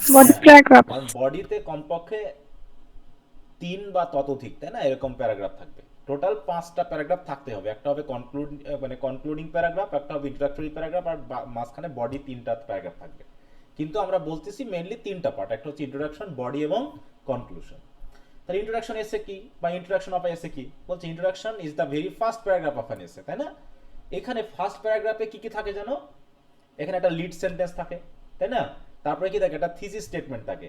লিড সেন্টেন্স কোথায় থাকে? প্যারাগ্রাফ ইয়াতে, ইন্ট্রোডাক্টরি প্যারাগ্রাফে প্রথম লাইনে। প্রথমে। প্রথমে। আর থিসিস স্টেটমেন্ট কোথায় থাকে? শেষের দিকে। শেষের দিকে। প্রথম লাইনে শেষের দিকে, তাই না? তারপর the introduction is the very first paragraph of an essay. It introduces the topic and main idea and preview the rest of the essay. The introduction will also include thesis statement. thesis statement থাকে। thesis statement কি? ওই যেটা আমরা এসেতে প্যারাগ্রাফে topic sentence বলি, সেটাই হচ্ছে কি এসেতে আমরা thesis statement বলছি। থিসিস হ্যাঁ, স্টেটমেন্ট। যার ভিতরে কি থাকে? মেইন আইডিয়া থাকে নাকি? The thesis statement state the main idea, তাই তো? মানে আমার লেখার যে মেইন আইডিয়া বা মেইন এইম বা কন্ট্রোলিং আইডিয়া তো থিসিস স্টেটমেন্টে থাকে। তাহলে থিসিস স্টেটমেন্ট দেখো, what to things does a thesis statement do? তাহলে থিসিস স্টেটমেন্ট দুটো কাজ করে। একটা হচ্ছে এসের টপিকটা কি সেটা জানিয়ে দেয়, আর একটা হচ্ছে রাইটারের অ্যাটিটিউড, অপিনিয়ন বা আইডিয়া কি, তিনি আসলে কি বলতে চাচ্ছেন, ঠিক আছে তো, বা কিভাবে বলবেন সেই বিষয় নিয়ে আলোচনা করা থাকে। তাহলে থিসিস স্টেটমেন্ট এবং টপিক সেন্টেন্সের মধ্যে পার্থক্য কি, এটা হচ্ছে বড় কথা। তাহলে থিসিস স্টেটমেন্ট ইউজ করা হয় কোথায়? এসেতে, ইন্ট্রোডাক্টরি তাই তো? প্যারাগ্রাফ। এসেতে, মানে এসেতে থিসিস স্টেটমেন্ট থাকে। আর টপিক সেন্টেন্স কোথায় থাকে বলো? প্যারাগ্রাফ।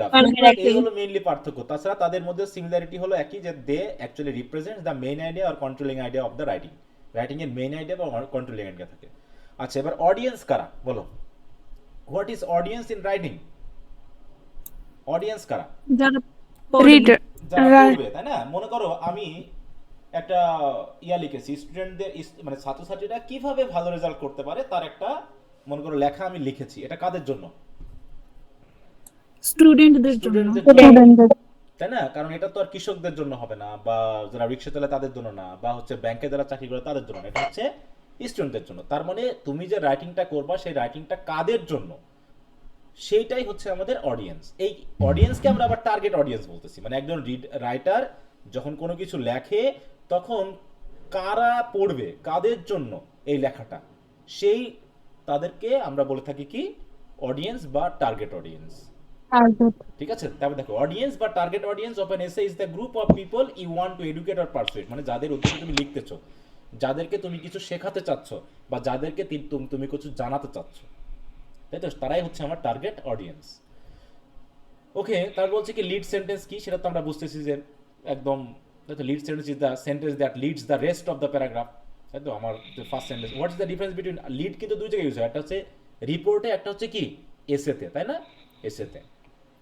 তারপর হচ্ছে বডি। এসের বডি কি? বডি মানেই যেগুলো মেইন আলোচনা থাকবে, যেগুলোকে আমরা ডেভেলপার বলে থাকি প্যারাগ্রাফে, এরকম আর কি। How many paragraphs there should be? দেখো, ইন অ্যান এসে, তাহলে একটা এসেতে কতগুলো প্যারাগ্রাফ থাকতে হবে কমপক্ষে? স্যার 5টি। There should be 5 paragraphs. তার ভিতরে বডিতে 3টা আর বাকি ইন্ট্রোডাকশন এন্ড কনক্লুশন। দেখো, ব্রড কোশ্চেনে আমরা অনেক সময় কনক্লুশন দেই না, তাহলে কি তোমার লেখা কমপ্লিট হবে বলো যদি কনক্লুশন না দিই? না স্যার। কমপ্লিট হবে না। কারণ যেমন বডি একটা গুরুত্বপূর্ণ বিষয়, ইন্ট্রোডাকশন যেমন গুরুত্বপূর্ণ একটা আইডিয়া বা পার্ট, ঠিক কনক্লুশনও কিন্তু একটা পার্ট। হ্যাঁ, এটাকে যদি তুমি না দাও তাহলে তুমি ইনকমপ্লিট করে দাও। আচ্ছা, তারপরে এসের বিভিন্ন প্রকারভেদ আছে, সেগুলো তো তোমরা জানো। ডেসক্রিপটিভ এসে কি, এক্সপোজিটরি কি, পারসুয়েসিভ কি, হ্যাঁ, ন্যারেটিভ এসে কি, হ্যাঁ। এই যে দেখো এখানে কি আর তেমন কিছুই নাই। মেইনলি এখানে কোশ্চেন আসে প্রকারভেদ থেকে কিছু আসতে পারে, আর হচ্ছে ফরম্যাট থেকে কিছু আসতে পারে, এছাড়া কিন্তু আর তেমন কিছুই নাই। সেটা ফার্স্ট ইয়ারও আমরা বেশি কিছু পাই না, এখানে কিন্তু তেমন বেশি কিছু নাই। এখানে আমরা কি থেকে পেয়েছিলাম প্রশ্ন, দেখো প্যারাগ্রাফ থেকে একটা কোশ্চেন পেয়েছিলাম, নাম কি ছিল, what is a process paragraph. Scanning বা প্লেজিয়ারিজম এটা হচ্ছে রাইটিং প্রসেস থেকে আসছে।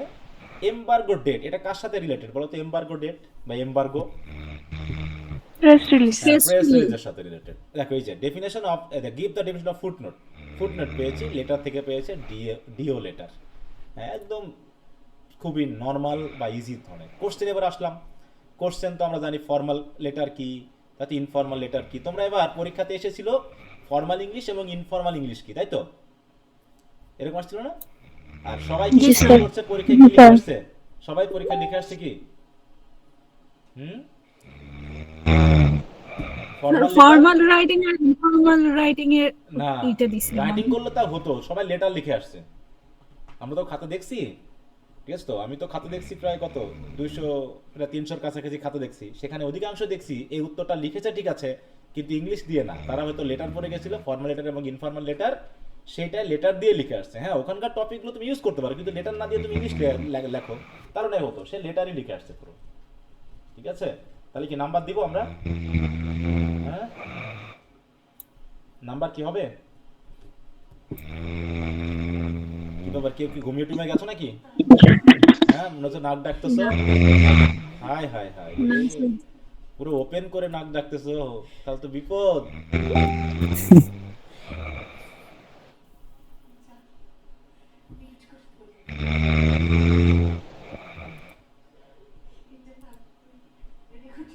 হ্যাঁ, ইতিহাস হয়ে গেল গো। হ্যাঁ, আমার 5 বছরের ইতিহাস হয়ে গেল পুরো।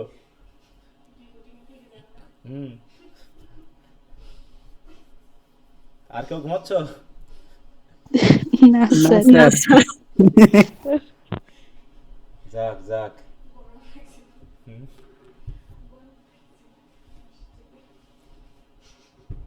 সরি, দাঁড়াও আমি একটু কাজ করে আসি, তোমরা একটু ঘুম থেকে জেগে ওঠো। ওটা ইতে লিখে দেবো একবারে মেন গ্রুপ, যে তোমরা অনেকে 11 মাসের ফি না দিয়ে তোমরা এই দর্শন না দিয়ে করতেছো, এটা তো ক্লিয়ার করতে হবে।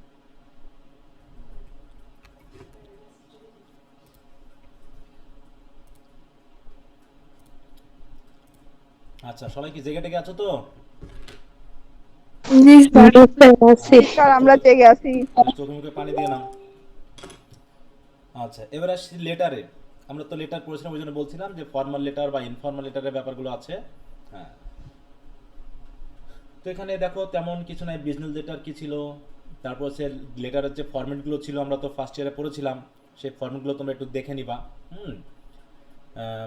এইখানে কিছু বিষয় আছে যেগুলো নতুন এসেছে, সেটা হলো এই জায়গায় যে standard font of a business letter, মানে বিজনেস লেটারের স্ট্যান্ডার্ড ফর্ম কি। তুমি যদি কম্পিউটারে টাইপ করে লেখো তাহলে স্ট্যান্ডার্ড ফর্মটা কি। যেমন আমরা এই যে আমি যেগুলো লিখছি বা আমি যে ফরম্যাটে তোমাদেরকে দিই, এগুলো কি ফরম্যাট দেখতে পাচ্ছ এই জায়গায়? এটা কি টাইম নিউ রোমান।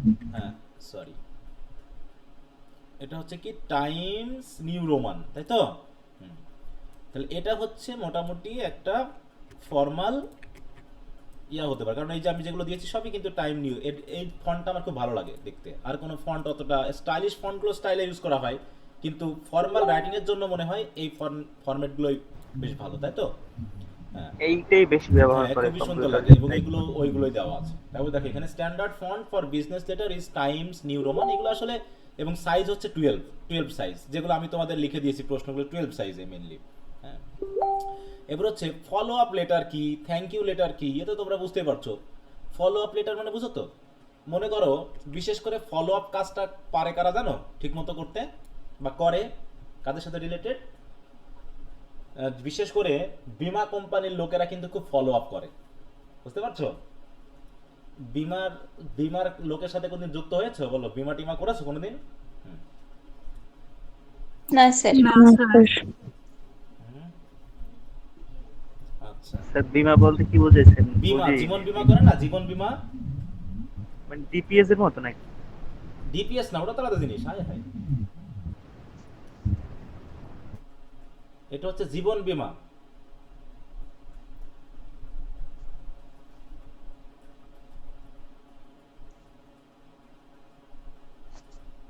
ওই তোমরা জীবন বীমার কথা কিন্তু শোনোনি? হ্যাঁ, জি স্যার, শুনছি স্যার।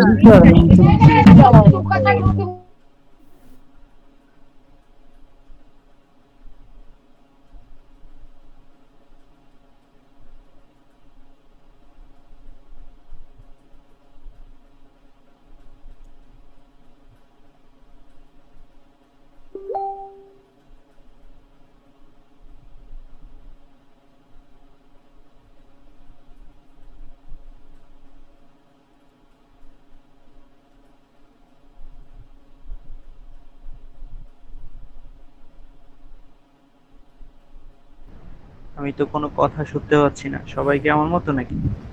না আমি এখন ফলো আপে আছি, দেখি তোমরা আমাকে ফলো করছো কিনা। কি শুনতে পাচ্ছ এবার আমাকে? জি জি স্যার। স্যার। হ্যাঁ, follow up মানে হলো, মনে করো বীমা করানোর জন্য তোমার বাড়িতে একদিন গেছিলাম, তোমাকে একদিন দাওয়াত দিলাম যে তুমি আমাদের এই বীমা করলে এই সুবিধা পাবে, ওই সুবিধা পাবে, এই করবে এই করবে ইত্যাদি। তা তুমি বললে আচ্ছা ছাড়, ঠিক আছে আমি ভেবে চিন্তে দেখবো। তাহলে তুমি এই বললা যে ভেবে চিন্তে দেখবো, দেখার পর তুমি আর কিছু বললা না, তখন আমি আবার করবো কি বলো? আবার যোগাযোগ আবার করবে? তোমাকে আবার ফোন দিব বা কোনো চিঠি পাঠাবো, চিঠি পাঠিয়ে বোঝানোর চেষ্টা করবো। হ্যাঁ, তো এগুলো হচ্ছে ফলো আপ লেটার। এটা প্রধানত সেলসে বিশেষ করে কাজ হয়, কাজ দেয় আর কি, কোনো কিছু তোমাকে কেনাবে বা ইয়া করাবে, মানে পার্সু করার জন্য এই কাজগুলো বেশি করানো হয়। তাহলে দেখো, it is sales letter send to someone who has made an inquiry inviting the inquiry to make a purchase. হ্যাঁ, যে আপনি আবার কেনেন, মানে তোমাকে পারসুয়েট করবে কোনো কিছু করার জন্য। হ্যাঁ, এটা হচ্ছে follow up letter. Thank you letter মানে তোমাকে ধন্যবাদ জানিয়ে কোনো কিছু। হ্যাঁ, what is a thank you, দেখা নোট। থ্যাংক ইউ নোট কি জিনিস? ওই যে কোনো একটা লেটার বা কোনো একটা করসপন্ডেন্ট বা কোনো যোগাযোগ ব্যবস্থা যার মাধ্যমে তুমি থ্যাংক ইউ দিয়ে দিলা। যেমন আমরা থ্যাংক ইউ নোট কোথায় পেয়েছিলাম, থ্যাংক ইউ লেটার বা থ্যাংক ইউ নোট কোন গল্পে পেয়েছিলাম ফার্স্ট ইয়ারে, বলতে পারবা?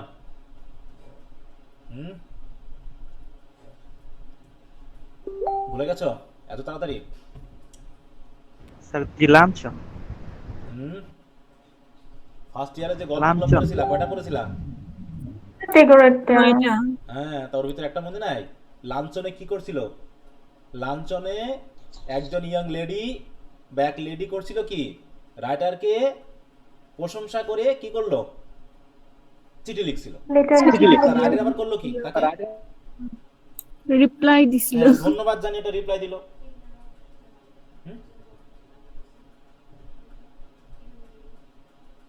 জি স্যার, বুঝতে পারছি। আউট হয়ে গেছে তখন পার্টিসিপেশন, তাহলে তোমার ডিলিট হয়ে গেছে নাকি?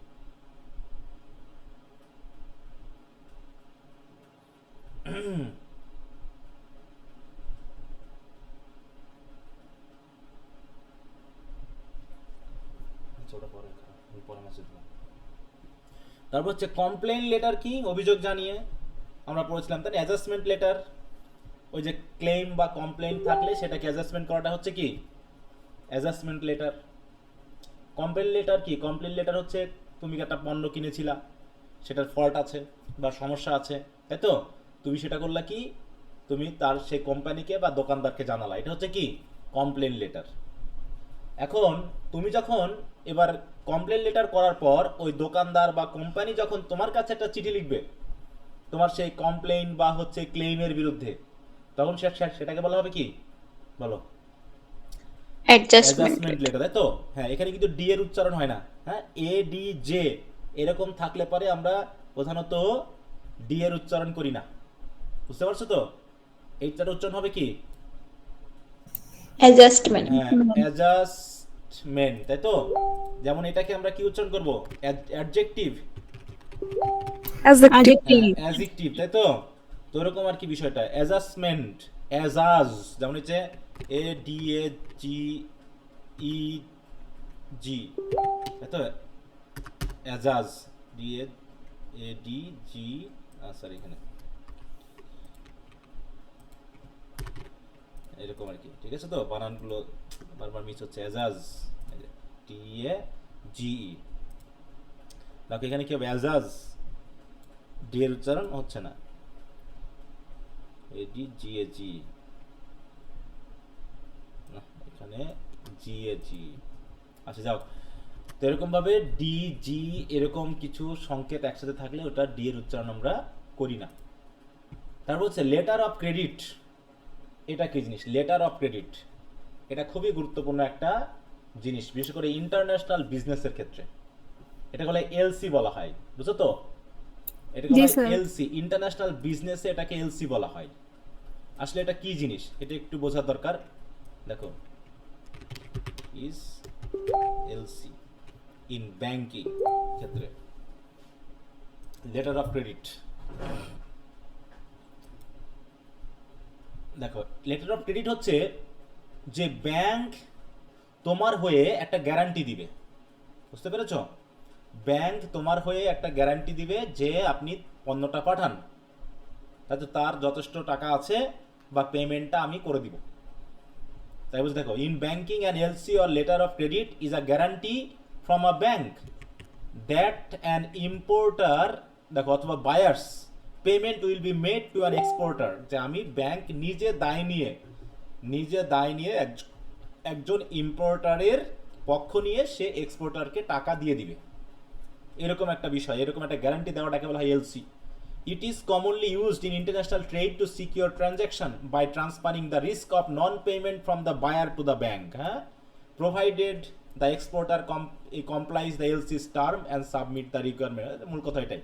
তাহলে এলসি হচ্ছে সেটা, ছোট করে দিয়ে আসছে। দেখো, a letter of credit is a document issued by a third party that guarantees payment for goods and service when the seller provides acceptable document, তার মানে সেলার যে হচ্ছে সেল করবে তাকে একটা গ্যারান্টি দিবে একটা ব্যাংক, যে আপনি, ব্যাংক বলবে যে আপনি পণ্য পাঠান, সমস্যা নেই, টাকা আমি আপনার হয়ে দিয়ে দিব, মানে আপনাকে আমি টাকা দিয়ে দিব আমার মক্কেলের হয়ে। কি বুঝতে পারছো?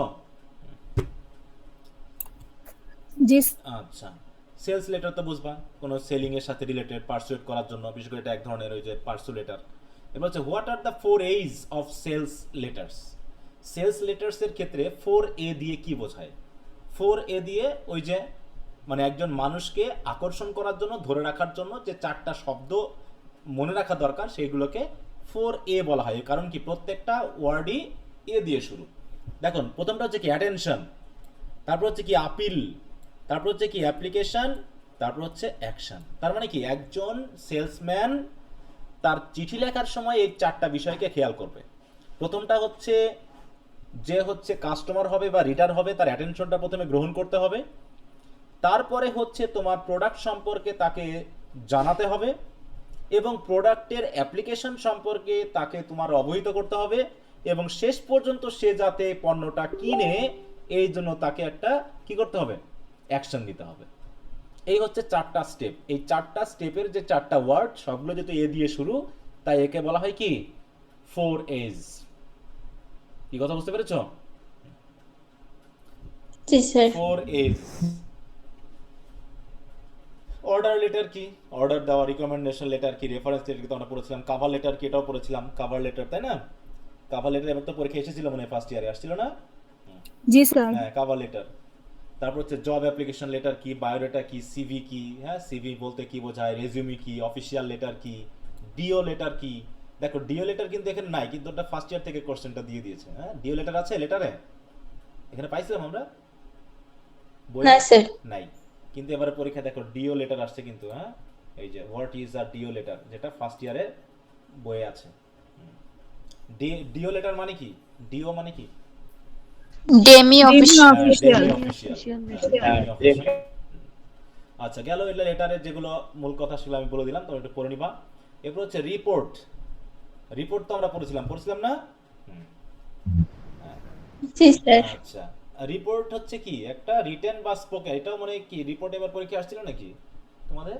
What is G sir. G sir. আসছিল মনে, আমার মাথায় কাজ করছে, খাতা দেখছি তো এই জন্য মনে হচ্ছে যেন আসছিল। হ্যাঁ, তাহলে হোয়াট ইজ আ রিপোর্ট? এটা রিটেন বা স্পোকেন অ্যাকাউন্ট অথবা মানে কি বর্ণনা, তাই তো? Of something that one has observe, heard, done আর investigated. What are the essential part of a report? রিপোর্টে কি থাকে? প্রথমে থাকে কি একটা লিড প্যারাগ্রাফ বলা হয় না প্রথমটাকে রিপোর্টের, যেখানে পুরো রিপোর্টের একটা কি থাকে, সামারি থাকে, তার জন্য বলা হচ্ছে কি সামারি বলা হচ্ছে। তারপরে কি থাকে, বডি, তারপরে কনক্লুশন থাকে। রিপোর্টের টোনটা কেমন হয়? কনভিন্সিং এবং ফর্মাল টোন হয়, কারণ একজন ফর্মাল ওয়েতে উপস্থাপন করে। নিউজ রিপোর্ট প্রধানত পরীক্ষাতে আসে। নিউজ রিপোর্ট কি? নিউজ রিপোর্টের হেডলাইন কি, বাইলাইন, হেডলাইন, বাইলাইন এবং পেসলাইন কি মনে আছে? জি স্যার নিউজ বলো, পেপার হেডলাইন কি? ক্যাপশন বা হেডলাইন, তাই তো, যেটা নিউজ পেপারে থাকে। বাইলাইন হচ্ছে যেখানে একজন যে হচ্ছে লেখে, আর্টিকেলটা যে লেখে, নিউজটা যে লেখে, তার নাম এবং তার পজিশনটা দেওয়া থাকে। আর পেস লাইন কি? পেস লাইন হচ্ছে যে লাইনে গল্পটা মানে কাহিনীটা কোথায় ঘটেছে তার স্থান বা তারিখ যেটা থাকে সেটাকে পেস লাইন বা ডেট লাইনও বলা হয়, নাকি? পেস লাইন বা ডেট লাইনও বলা হয়। হ্যাঁ, এবার লিড হচ্ছে কি? লিড হচ্ছে লিড, নিউজ পেপারের লিড হচ্ছে ওই ইন্ট্রোডাকশনটাকে লিড বলা হয়। হ্যাঁ, the beginning of the news story is called the lead or the introduction. In other words the first paragraph of the story is called the lead. Executive summary তো আমরা পড়েছিলাম, এগুলো প্রধানত লং প্যারাগ্রাফ রিপোর্টে লাগে, যেগুলো আমরা দেখেছিলাম কি সরকারি বা অনেক বড় বড় রিপোর্টগুলোর এক্সিকিউটিভ সামারি থাকে। যারা পুরো রিপোর্টটা পড়তে পারে না তারা ওই মূল, তাই তো, সামারিটুকু পড়লেই মোটামুটি ডিটেল সম্পর্কে একটা ধারণা পেতে পারে। তাই বলছি, ইট is a document that gives the main point of a detailed report usually provide at the beginning of the report. Survey report কি? সার্ভে রিপোর্ট হচ্ছে কি, ওই যে রিসার্চ করার পর, তাই তো, সার্ভে করার পর যে রিপোর্টটা রেডি করা হয় এটাকে বলা হচ্ছে সার্ভে রিপোর্ট। বিজনেস রিপোর্ট কি? বিজনেস পারপাসে যে রিপোর্টটা লাগে সেটাই হচ্ছে বিজনেস রিপোর্ট। বিজনেস রিপোর্টের পারপাস কি সেটা তো বুঝতেছই। এই দেখো, খুবই অল্প স্বল্প বেসিক কিছু কোশ্চেন এখানে দেওয়া আছে। তারপরে কি, মেমো সম্পর্কে আমরা পড়েছিলাম, মেমো পড়ছিলাম। জি স্যার। মেমোর ফুল মিনিং, ফুলটা হচ্ছে কি, মেমোরান্ডাম, যা দিয়ে বোঝায় কি, যে কোনো একটা অফিসিয়াল ডকুমেন্ট, হ্যাঁ, অফিসের ইন্টারনাল কমিউনিকেশনের জন্য, তাই তো, অফিসের একজন কর্মকর্তা কর্তৃক আরেকজন কর্মকর্তাকে যে মেসেজটা পাঠানো হয় সেটাকে বলা হয় কি, মেমো। মেমো। আর অফিস যখন কোনো কাস্টমারের জন্য কোনো মানে মেসেজ পাঠায় তখন সেটা হয় নোটিশ, ঠিক আছে তো, তখন সেটা হয়ে যায় কি নোটিশ। মনে করো একটা কলেজ বা একটা ডিপার্টমেন্ট যদি স্টুডেন্টদের জন্য কোনো মেসেজ দেয় তাহলে সেটাকে আমরা কি মেমো বলবো নাকি নোটিশ বলবো? নোটিশ। কিন্তু মনে করো তোমার হেড অফ দ্য ডিপার্টমেন্ট তোমার টিচারকে কোনো কিছু বোঝাতে যাচ্ছে, কোনো একজন টিচার বা হচ্ছে পুরো ডিপার্টমেন্টে যারা টিচার আছে তাদের উদ্দেশ্যে যদি কোনো কিছু বলতে চায় তখন সেটা কি নোটিশে যাবে নাকি মেমোর মাধ্যমে যাবে? মেমো। হ্যাঁ, এটা মেমোর মাধ্যমে যাবে। তাই বলে দেখো, memo is a short form for memorandum. It is usually brief written message sent by one person and department to another in the same, দেখো, বিজনেস অর্গানাইজেশন, মানে একই অর্গানাইজেশনের ভিতরে একজন ব্যক্তি বা একটা ডিপার্টমেন্ট কর্তৃক আরেক ডিপার্টমেন্ট বা ব্যক্তিকে দেওয়াটাই হচ্ছে মেসেজ, দেওয়াটাই হচ্ছে মেমো। বোঝা গেছে? মেমোর ভিতরে কি কি থাকে সেটা তো মেমোর ফরম্যাটে তোমরা দেখছোই, ওখানে কার থেকে যাচ্ছে, কার কাছে যাচ্ছে, ডেট, সাবজেক্ট, হেডিং, মেসেজ সবই থাকে এখানে যেগুলো দেওয়া আছে। হ্যাঁ, তারপর হচ্ছে পারপাস কি, ওই যে ইনফরমেশন কনভে করা। অডিয়েন্স কে হবে? ওই একই অর্গানাইজেশনের, তাই তো, ব্যক্তিরাই হবে কি এই মেমোর অডিয়েন্স বা টার্গেট অডিয়েন্স যেটা। তাহলে নোটিশ হচ্ছে কি? নোটিশ হচ্ছে কাস্টমার রিলেটেড যে সকল ব্যক্তি তাদেরকে কোনো ইনফরমেশন জানানোটাই হচ্ছে নোটিশ। নোটিশের পারপাস কি? ওই যে স্পেসিফিক গ্রুপ অফ পিপলকে কিছু তথ্য দেওয়া। ফাংশন যা, ওই মেইন ফাংশনও যা, পারপাসও তাই, কাউকে জানানো। হ্যাঁ, ওকে। তারপর হচ্ছে প্রেস রিলিজ কি? প্রেস রিলিজ কি করা হয় বলো? প্রেস রিলিজ কারা পাঠায়, কিভাবে পাঠায়? প্রেস রিলিজটা কি জিনিস?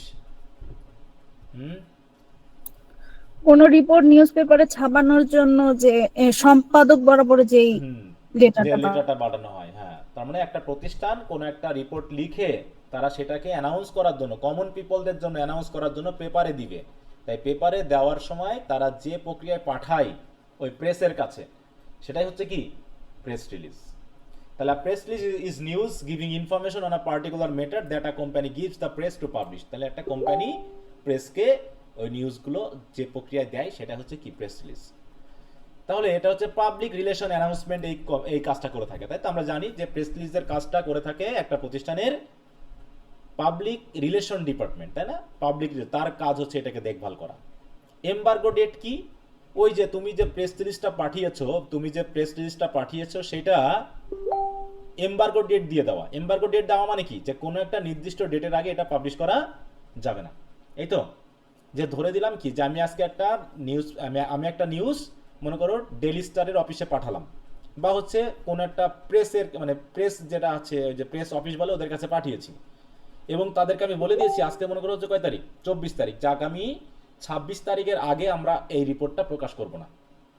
তাহলে এই যে 26 তারিখে আমি আজকে পাঠিয়েছি, কিন্তু বলে দিয়েছি যে 26 তারিখের আগে আপনারা রিপোর্টটা প্রকাশ করবেন না, এটাকে বলা হচ্ছে কি, এই 26 তারিখকে বলা হচ্ছে কি, এমবার্গো ডেট। Embargo date. হ্যাঁ। তাহলে ডেট মানে তারিখটা বলে দেওয়া, আর এমবার্গো মানে হচ্ছে পাবলিশ করতে না দেওয়াটাকে বলা হচ্ছে এমবার্গো। এটা দুটো কোশ্চেন আসে, যে হোয়াট ইজ এমবার্গো অথবা হোয়াট ইজ এমবার্গো ডেট, দুটার উত্তর কিন্তু একটু ভিন্ন রকমের হবে, যদিও মূল কথাটা একই, কিন্তু উত্তরটা একটু ভিন্ন রকমের হবে, মনে থাকবে তো।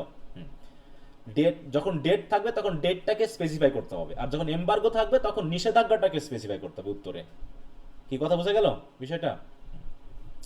এবার জি প্রেসেও কিন্তু হেডলাইন থাকে, কারণ তোমার প্রেস রিলিজে মূল নিউজটা হয়ে থাকে নিউজ, তাই তো, মূল যে বডি সেটাই হয়ে থাকে নিউজ, আর সেই নিউজের একটা হেডলাইন থাকে, ডেট লাইন থাকে, প্রেস লাইন থাকে, সবই তো থাকে নাকি ইয়াতে, প্রেস রিলিজে। জি স্যার, রিপোর্টের মতো প্রেস থাকে। রিলিজ সবাই। জি স্যার। তো দেখো একটা ফরম্যাটও আমি দিয়ে দিয়েছিলাম তোমাদের,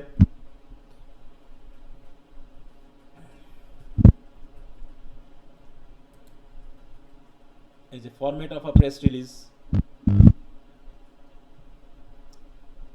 আচ্ছা, ব্রড কোশ্চেন থেকেই দেখাই আমি।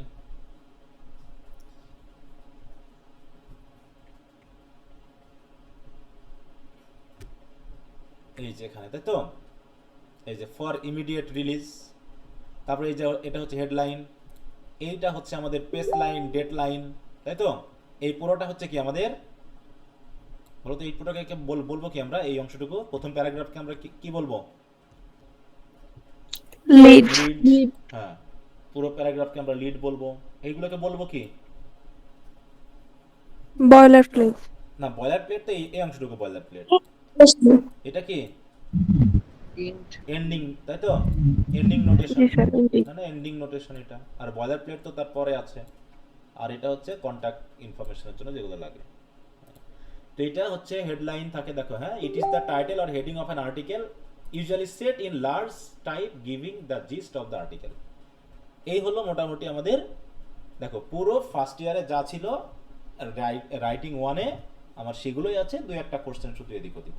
তার মানে ফার্স্ট ইয়ারের সাথে সমন্বয় করে পড়লে আরো কোশ্চেন হয়তো যেগুলো ফার্স্ট ইয়ারে ছিল সেগুলো তোমরা একটু রিভিশন হয়ে যাবে এবং প্রিপারেশনটা অটোমেটিক হয়ে যাবে।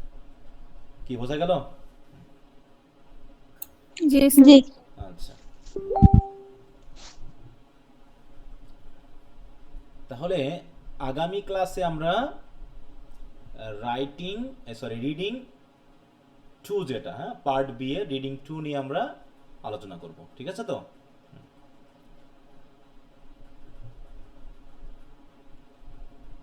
Okay sir. আচ্ছা, তো এই হলো মোটামুটি আমাদের আজকের ক্লাসের বিষয়। যদি কারো কোনো কিছু বিষয় থাকে একটু বলতে পারো।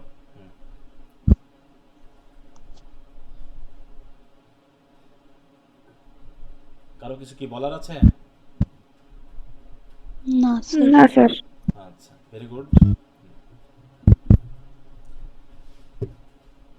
তাহলে নেক্সট ক্লাস আমরা করব হচ্ছে রাইটিং 2 এর উপরে, রিডিং 2 এর উপরে, আর রাইটিং 1 এর গুলো পড়ে ফেলবা, আর এগুলো তো আমি দিয়েছি।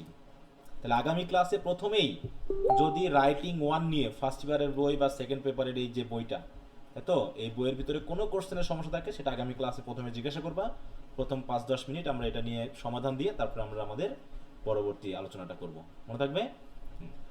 আর আজ থেকে তোমাদের 3rd মান্থের কি, আজকে ফার্স্ট ক্লাস হলো, তাই তো? জি স্যার। আচ্ছা, তোমাদের বিষয় হলো, তোমরা অনেকেই আমাকে মেসেজ দাও, আচ্ছা এখানে তো অপরিষ্কার কোনো কিছু আমি রাখি না, বলো তো এখানে কি কোনোভাবে কি ক্লাসের সংখ্যা কম বেশি হওয়ার সুযোগ আছে? যে আমি হয়তো বেশি করে ক্লাস দেখাচ্ছি কম নিয়েও, এরকমটা হয়, কখনো হবে? না না স্যার। স্যার। কারণ আমি এইটা প্রত্যেকটা ক্লাসের সাথে দিয়ে দিই, কোন মাসের কততম ক্লাস চলছে সেটাও দিয়ে দিই, এবং আমার ভুল হলে আমি আবার ওটা সংশোধন করে নিই। কারণ আমার ইউটিউবে যে রেকর্ড, এখানে ভুল হলেও ইউটিউবে তো আর ভুল করবে না, করবে? বলো, কেন ওখানে কয়টা ক্লাস আপলোড করা আছে তার থেকে কি বেশি কি আমি বলতে পারবো? হুম। না স্যার। অতএব আর তোমাদের মেসেঞ্জার হচ্ছে আমার ডকুমেন্ট। তোমরা কোন মাসের ফি কখন দিয়েছো তার কি ডকুমেন্ট নাই মেসেঞ্জারে সবার?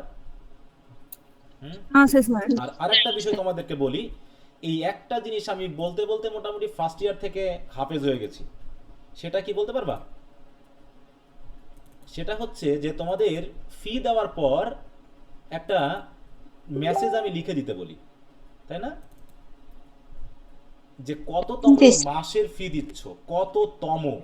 এই তমটা বলতে কি আমি আসলে এই নভেম্বর ডিসেম্বর বোঝাতে যাচ্ছি, নাকি 12টা ক্লাস মিলে কততম ক্লাস হয়ে গেল সেটা বোঝাতে যাচ্ছি? বলো তো। 12টা ক্লাস মিলে কয়টা পড়ছে? অনেকে স্যার ফার্স্ট নভেম্বরের মাস, ফি তো সেকেন্ড আমি মাস, দিয়েছি, থার্ড মাস এইভাবে। ডিসেম্বরের ফি তো দিয়েছি। ডিসেম্বর নভেম্বর দিয়ে আমি কোনো হিসাব করি না এখানে।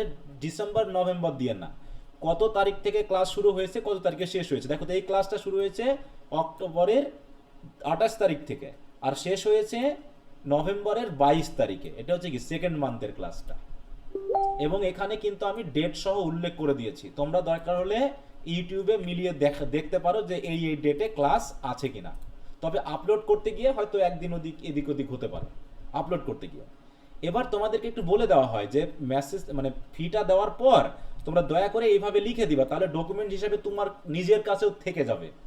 কোনো মানে এখানে কি মানে এলোমেলো হওয়ার কি কোনো সুযোগ আছে বলো তো, যে মিস হয়ে যাবে বা এলোমেলো হয়ে যাবে?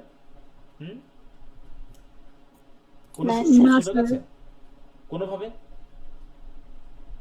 বলো, ভুল হওয়ার কোনো সুযোগ আছে কিনা? না স্যার। তুমি আমাকে এইটা যখন লিখে দিবা তখন আমি নিশ্চয়ই তোমার এই নাম্বারটা দেখে আমি একটা মেসেজ তোমাকে শেয়ার করে দিই। তার মানে ওই মেসেজে উল্লেখ থাকে কত তারিখে কোন সময়ে তুমি ফি দিয়েছো, আছে কিনা উল্লেখ বলো। তার মানে আমার দিক থেকে ভুল হওয়ার কোনো সুযোগ থাকবে না যদি তুমি আমাকে মেসেজ টাকা পাঠিয়ে জানাও। তুমি টাকা পাঠিয়ে জানালে আমার দিক থেকে ভুল হওয়ার কোনো সুযোগ নেই। অতএব তুমি যদি না জানাও সেটা তো আমি বুঝবো না, কারণ ফি তো অনেকেই দেয়। তুমি মনে করো টাকা দিয়ে আর জানালেন, আমি কি জানবো যে তুমি ফি দিয়েছো? বলো। বলো, দেখি জানার সুযোগ আছে কোনো আমার? তুমি যদি আমাকে না জানাও। না স্যার, অনেকেই তো আছে স্টুডেন্ট আপনার। হ্যাঁ, অনেকেই তো ফি দিচ্ছে, আমি তোমার কোনটা ধরবো আর কে দিয়েছে এখানে তো আর উল্লেখ থাকে না। তোমাদের এইভাবে বলেছি যে অন্তত রেফারেন্সে ব্যাচের নাম এবং তোমার নাম লিখে দিতে, তাও তো তোমরা লিখে দাও না। তাহলে আমি কেমন করে বুঝবো এটা কার ফি? এইটা হচ্ছে। আরেকটা হচ্ছে তোমরা এই নাম্বার দিতে ভয় পাও কে? পুরো নাম্বার দিতে ভয় পাও কে বলো তো? তোমার তো মেসেজে থাকেই। তুমি মনে করো মনে হয় স্যারকে 3-4 কোডের বেশি দিলে মনে হয় নাম্বারটা জেনে ফেললে মনে হয় স্যার সমস্যা করতে পারে, নাকি এরকম কিছু? এরকম কিছু থাকবে? আরে মেসেজ যখন আমি দিয়ে দিই, মেসেজের ভিতরে তোমার নাম্বার তো পুরোটা আমাকে জানাই আছে না? তুমি 5 কোড দাও বা 3 কোড দাও বা 3টা ডিজিট দাও, পুরো নাম্বার তো আমার কাছে এসেই যায় না? খেয়াল করছো কখনো তোমরা যে পুরো নাম্বার আমি জেনে? জি স্যার। আর আরেকটা বিষয় হলো যে তোমরা যদি 2টা বা 3টা দাও একই ডিজিট, তখন এলোমেলো হয়ে যায়। কেমন ভাবে? এই শেষের ডিজিট দেখা যাচ্ছে 2-3টা নাম্বারের সাথে মিলে গেছে।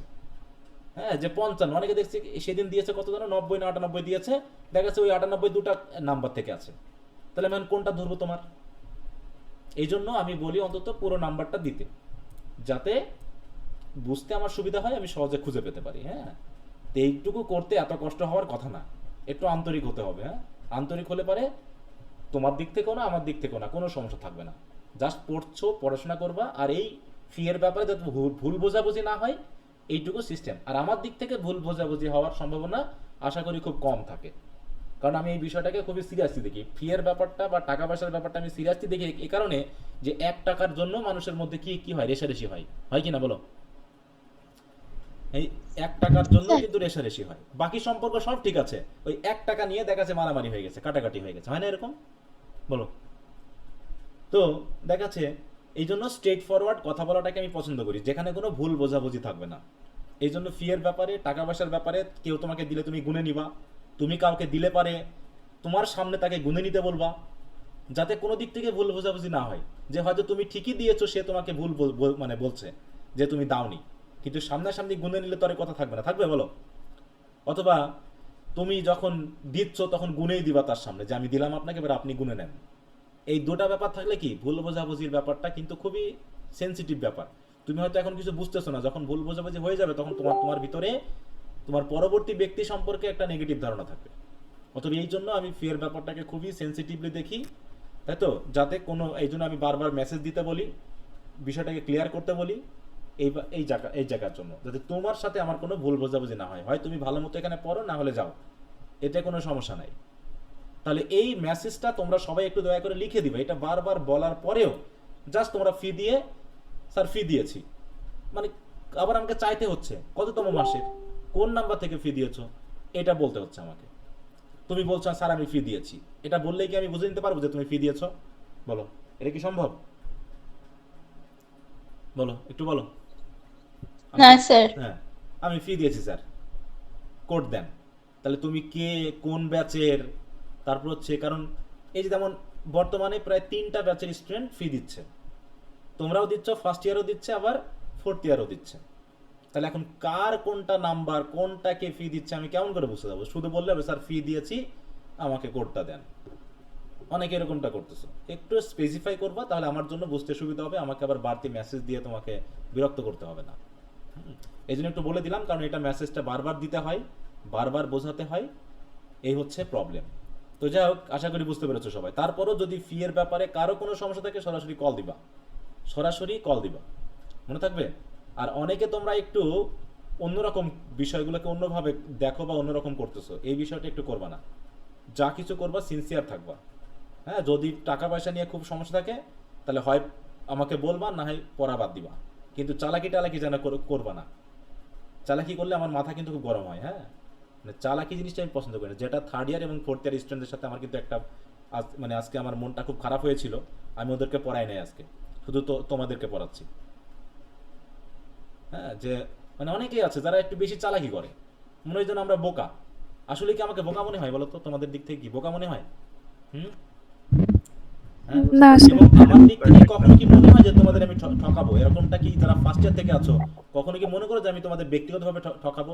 বলো। না স্যার। আমি চেষ্টা করি কেউ যদি ফি বেশিও দিয়ে দেয়, আমি তাকে ফেরত দিয়ে দিই। এরকমটা আছে। এই যে আমি থার্ড ইয়ারে 300-200 মানে হাফ মাসের বেতন দিতে বলেছি, অনেকে প্রথম থেকে দিয়ে দিয়েছে, মানে ফুল দিয়েছে, আমি তাদেরকে বলছি আমি ফেরত দিব, তোমাদেরকে নিতে হবে। আমি আমার দিক থেকে অন্তত এমন কিছু করবো না যাতে তোমার কাছে মনে হয় যে আমার কাছে মনে হয় যে আমি তোমাকে ঠকিয়েছি। অতএব এদিক থেকে তোমরা ফ্রেশ থাকবে, কিন্তু তোমাদের দিক থেকে যেন এরকম চালাকি করার চেষ্টা করো না। কারণ নিজেকে এত বুদ্ধিমান ভাববা না। আমি যখন তোমাকে পড়াচ্ছি, নিশ্চয় আমার মিনিমাম কিছু বুদ্ধি আছে না? কিন্তু আমার স্টুডেন্টরা অনেক ক্ষেত্রে আমার থেকেও নিজেকে বেশি বুদ্ধিমান দেখায়। হ্যাঁ, আমি হয়তো বা তোমার থেকে কম বুদ্ধিমান, কিন্তু এতটা বোকা না যে তুমি কি বলতে যাচ্ছ বা কি বলতে যাচ্ছ সেটা আমি বুঝবো না। এটা কখনোই মনে করবা না। নিজের ভিতর থেকে পারফেক্টটা করবা, সমস্যা থাকলে আউট হয়ে যাবা, কিন্তু চালাকি করার চেষ্টা করবা না, ঠিক আছে? আচ্ছা, তো যাই হোক, শেষে একটু কড়া কথা বললাম, কিছু মনে করবে না, কারণ এগুলো বলতে হচ্ছে মাঝে মাঝে, না হলে সমস্যা। আর মেসেজগুলো একটু ভালো করে পড়বা গ্রুপের। হঠাৎ করে স্যার আমাকে গ্রুপ থেকে রিমুভ করা হয়েছে, কেন করা হলো? এরকম কথাবার্তা মানায় বলো? হ্যাঁ, স্যার আপনি আমাকে কেন রিমুভ করেছেন, এরকম করে মেসেজ দেওয়া যায় বলো তো? না স্যার। স্যার টিচারদের সাথে তো এভাবে কথা বলা উচিত না। এরকম তো মেসেজ পাচ্ছি আমি প্রতিনিয়ত, স্যার আপনি আমাকে কেন রিমুভ করেছেন। আরে বাবা, তোমাকে রিমুভ করা হয়েছে তাহলে তুমি ভালো করে বলো তোমাকে কেন remove উত্তর করার তো কেন- স্যার আগেই দিয়ে দিছে। আর রিমুভ করার আগে আমি মেসেজ দিয়ে দিই যে তোমাকে রিমুভ করা হবে। আমি কাউকে না বলে কখনো রিমুভ করি না, ঠিক আছে? আমি হয় মেন গ্রুপে, যদি সবাইকে রিমুভ করি তাহলে মেন গ্রুপে বলে দিই, আর যদি কোনো পার্সোনাল কাউকে রিমুভ করি তাহলে আমি তাকে বলে দিই। কিন্তু যদি কেউ নিজে এখন আউট হয়ে যাও, সেটা তো আমার দোষ না, বলো। আমি একমাত্র রিমুভ করি হচ্ছে মাসের শেষে, সেটা আমি বলেই নিই, তার আগে আমি কাউকে রিমুভ করি না। সে যদি টাকা নাও দেয়, পুরো মাস কাভার না হওয়া পর্যন্ত আমি তাকে রিমুভ করি না। অতএব আমার দিক থেকে আলাদা করে কাউকে খুঁজে রিমুভ করবো এই টাইম আমার নেই, ঠিক আছে? এই টাইম আমার নেই যে তোমাকে আমাকে আলাদা খুঁজে রিমুভ করতে হবে। আর এরকম ভাবে কথা বলা যায়, যদি তোমাকে রিমুভ করেও ফেলি, তাও তো তুমি এটা বলতে পারো যে স্যার কোনোভাবে হয়তো স্যার আমি রিমুভ হয়ে গেছে, একটু যদি কোডটা দিতেন। একটু টেকনিক্যাল কথাবার্তা বলা যায় না? এত পড়াশোনা করে কি লাভ হবে যদি কার সাথে কেমন ভাবে কথা বলতে হয় সেটাও না জানো? এই জন্য একটু ডিপ্লোম্যাটিক হতে হবে, কথাবার্তা একটু শুদ্ধ করতে হবে। ওই চাঁড়ালের মতো কথাবার্তা বললে সমস্যা হয়ে যাবে, ঠিক আছে? এগুলো হচ্ছে চাঁড়ালি কথাবার্তা, এই চাঁড়ালি কথাবার্তা বলা যাবে না, মনে থাকবে?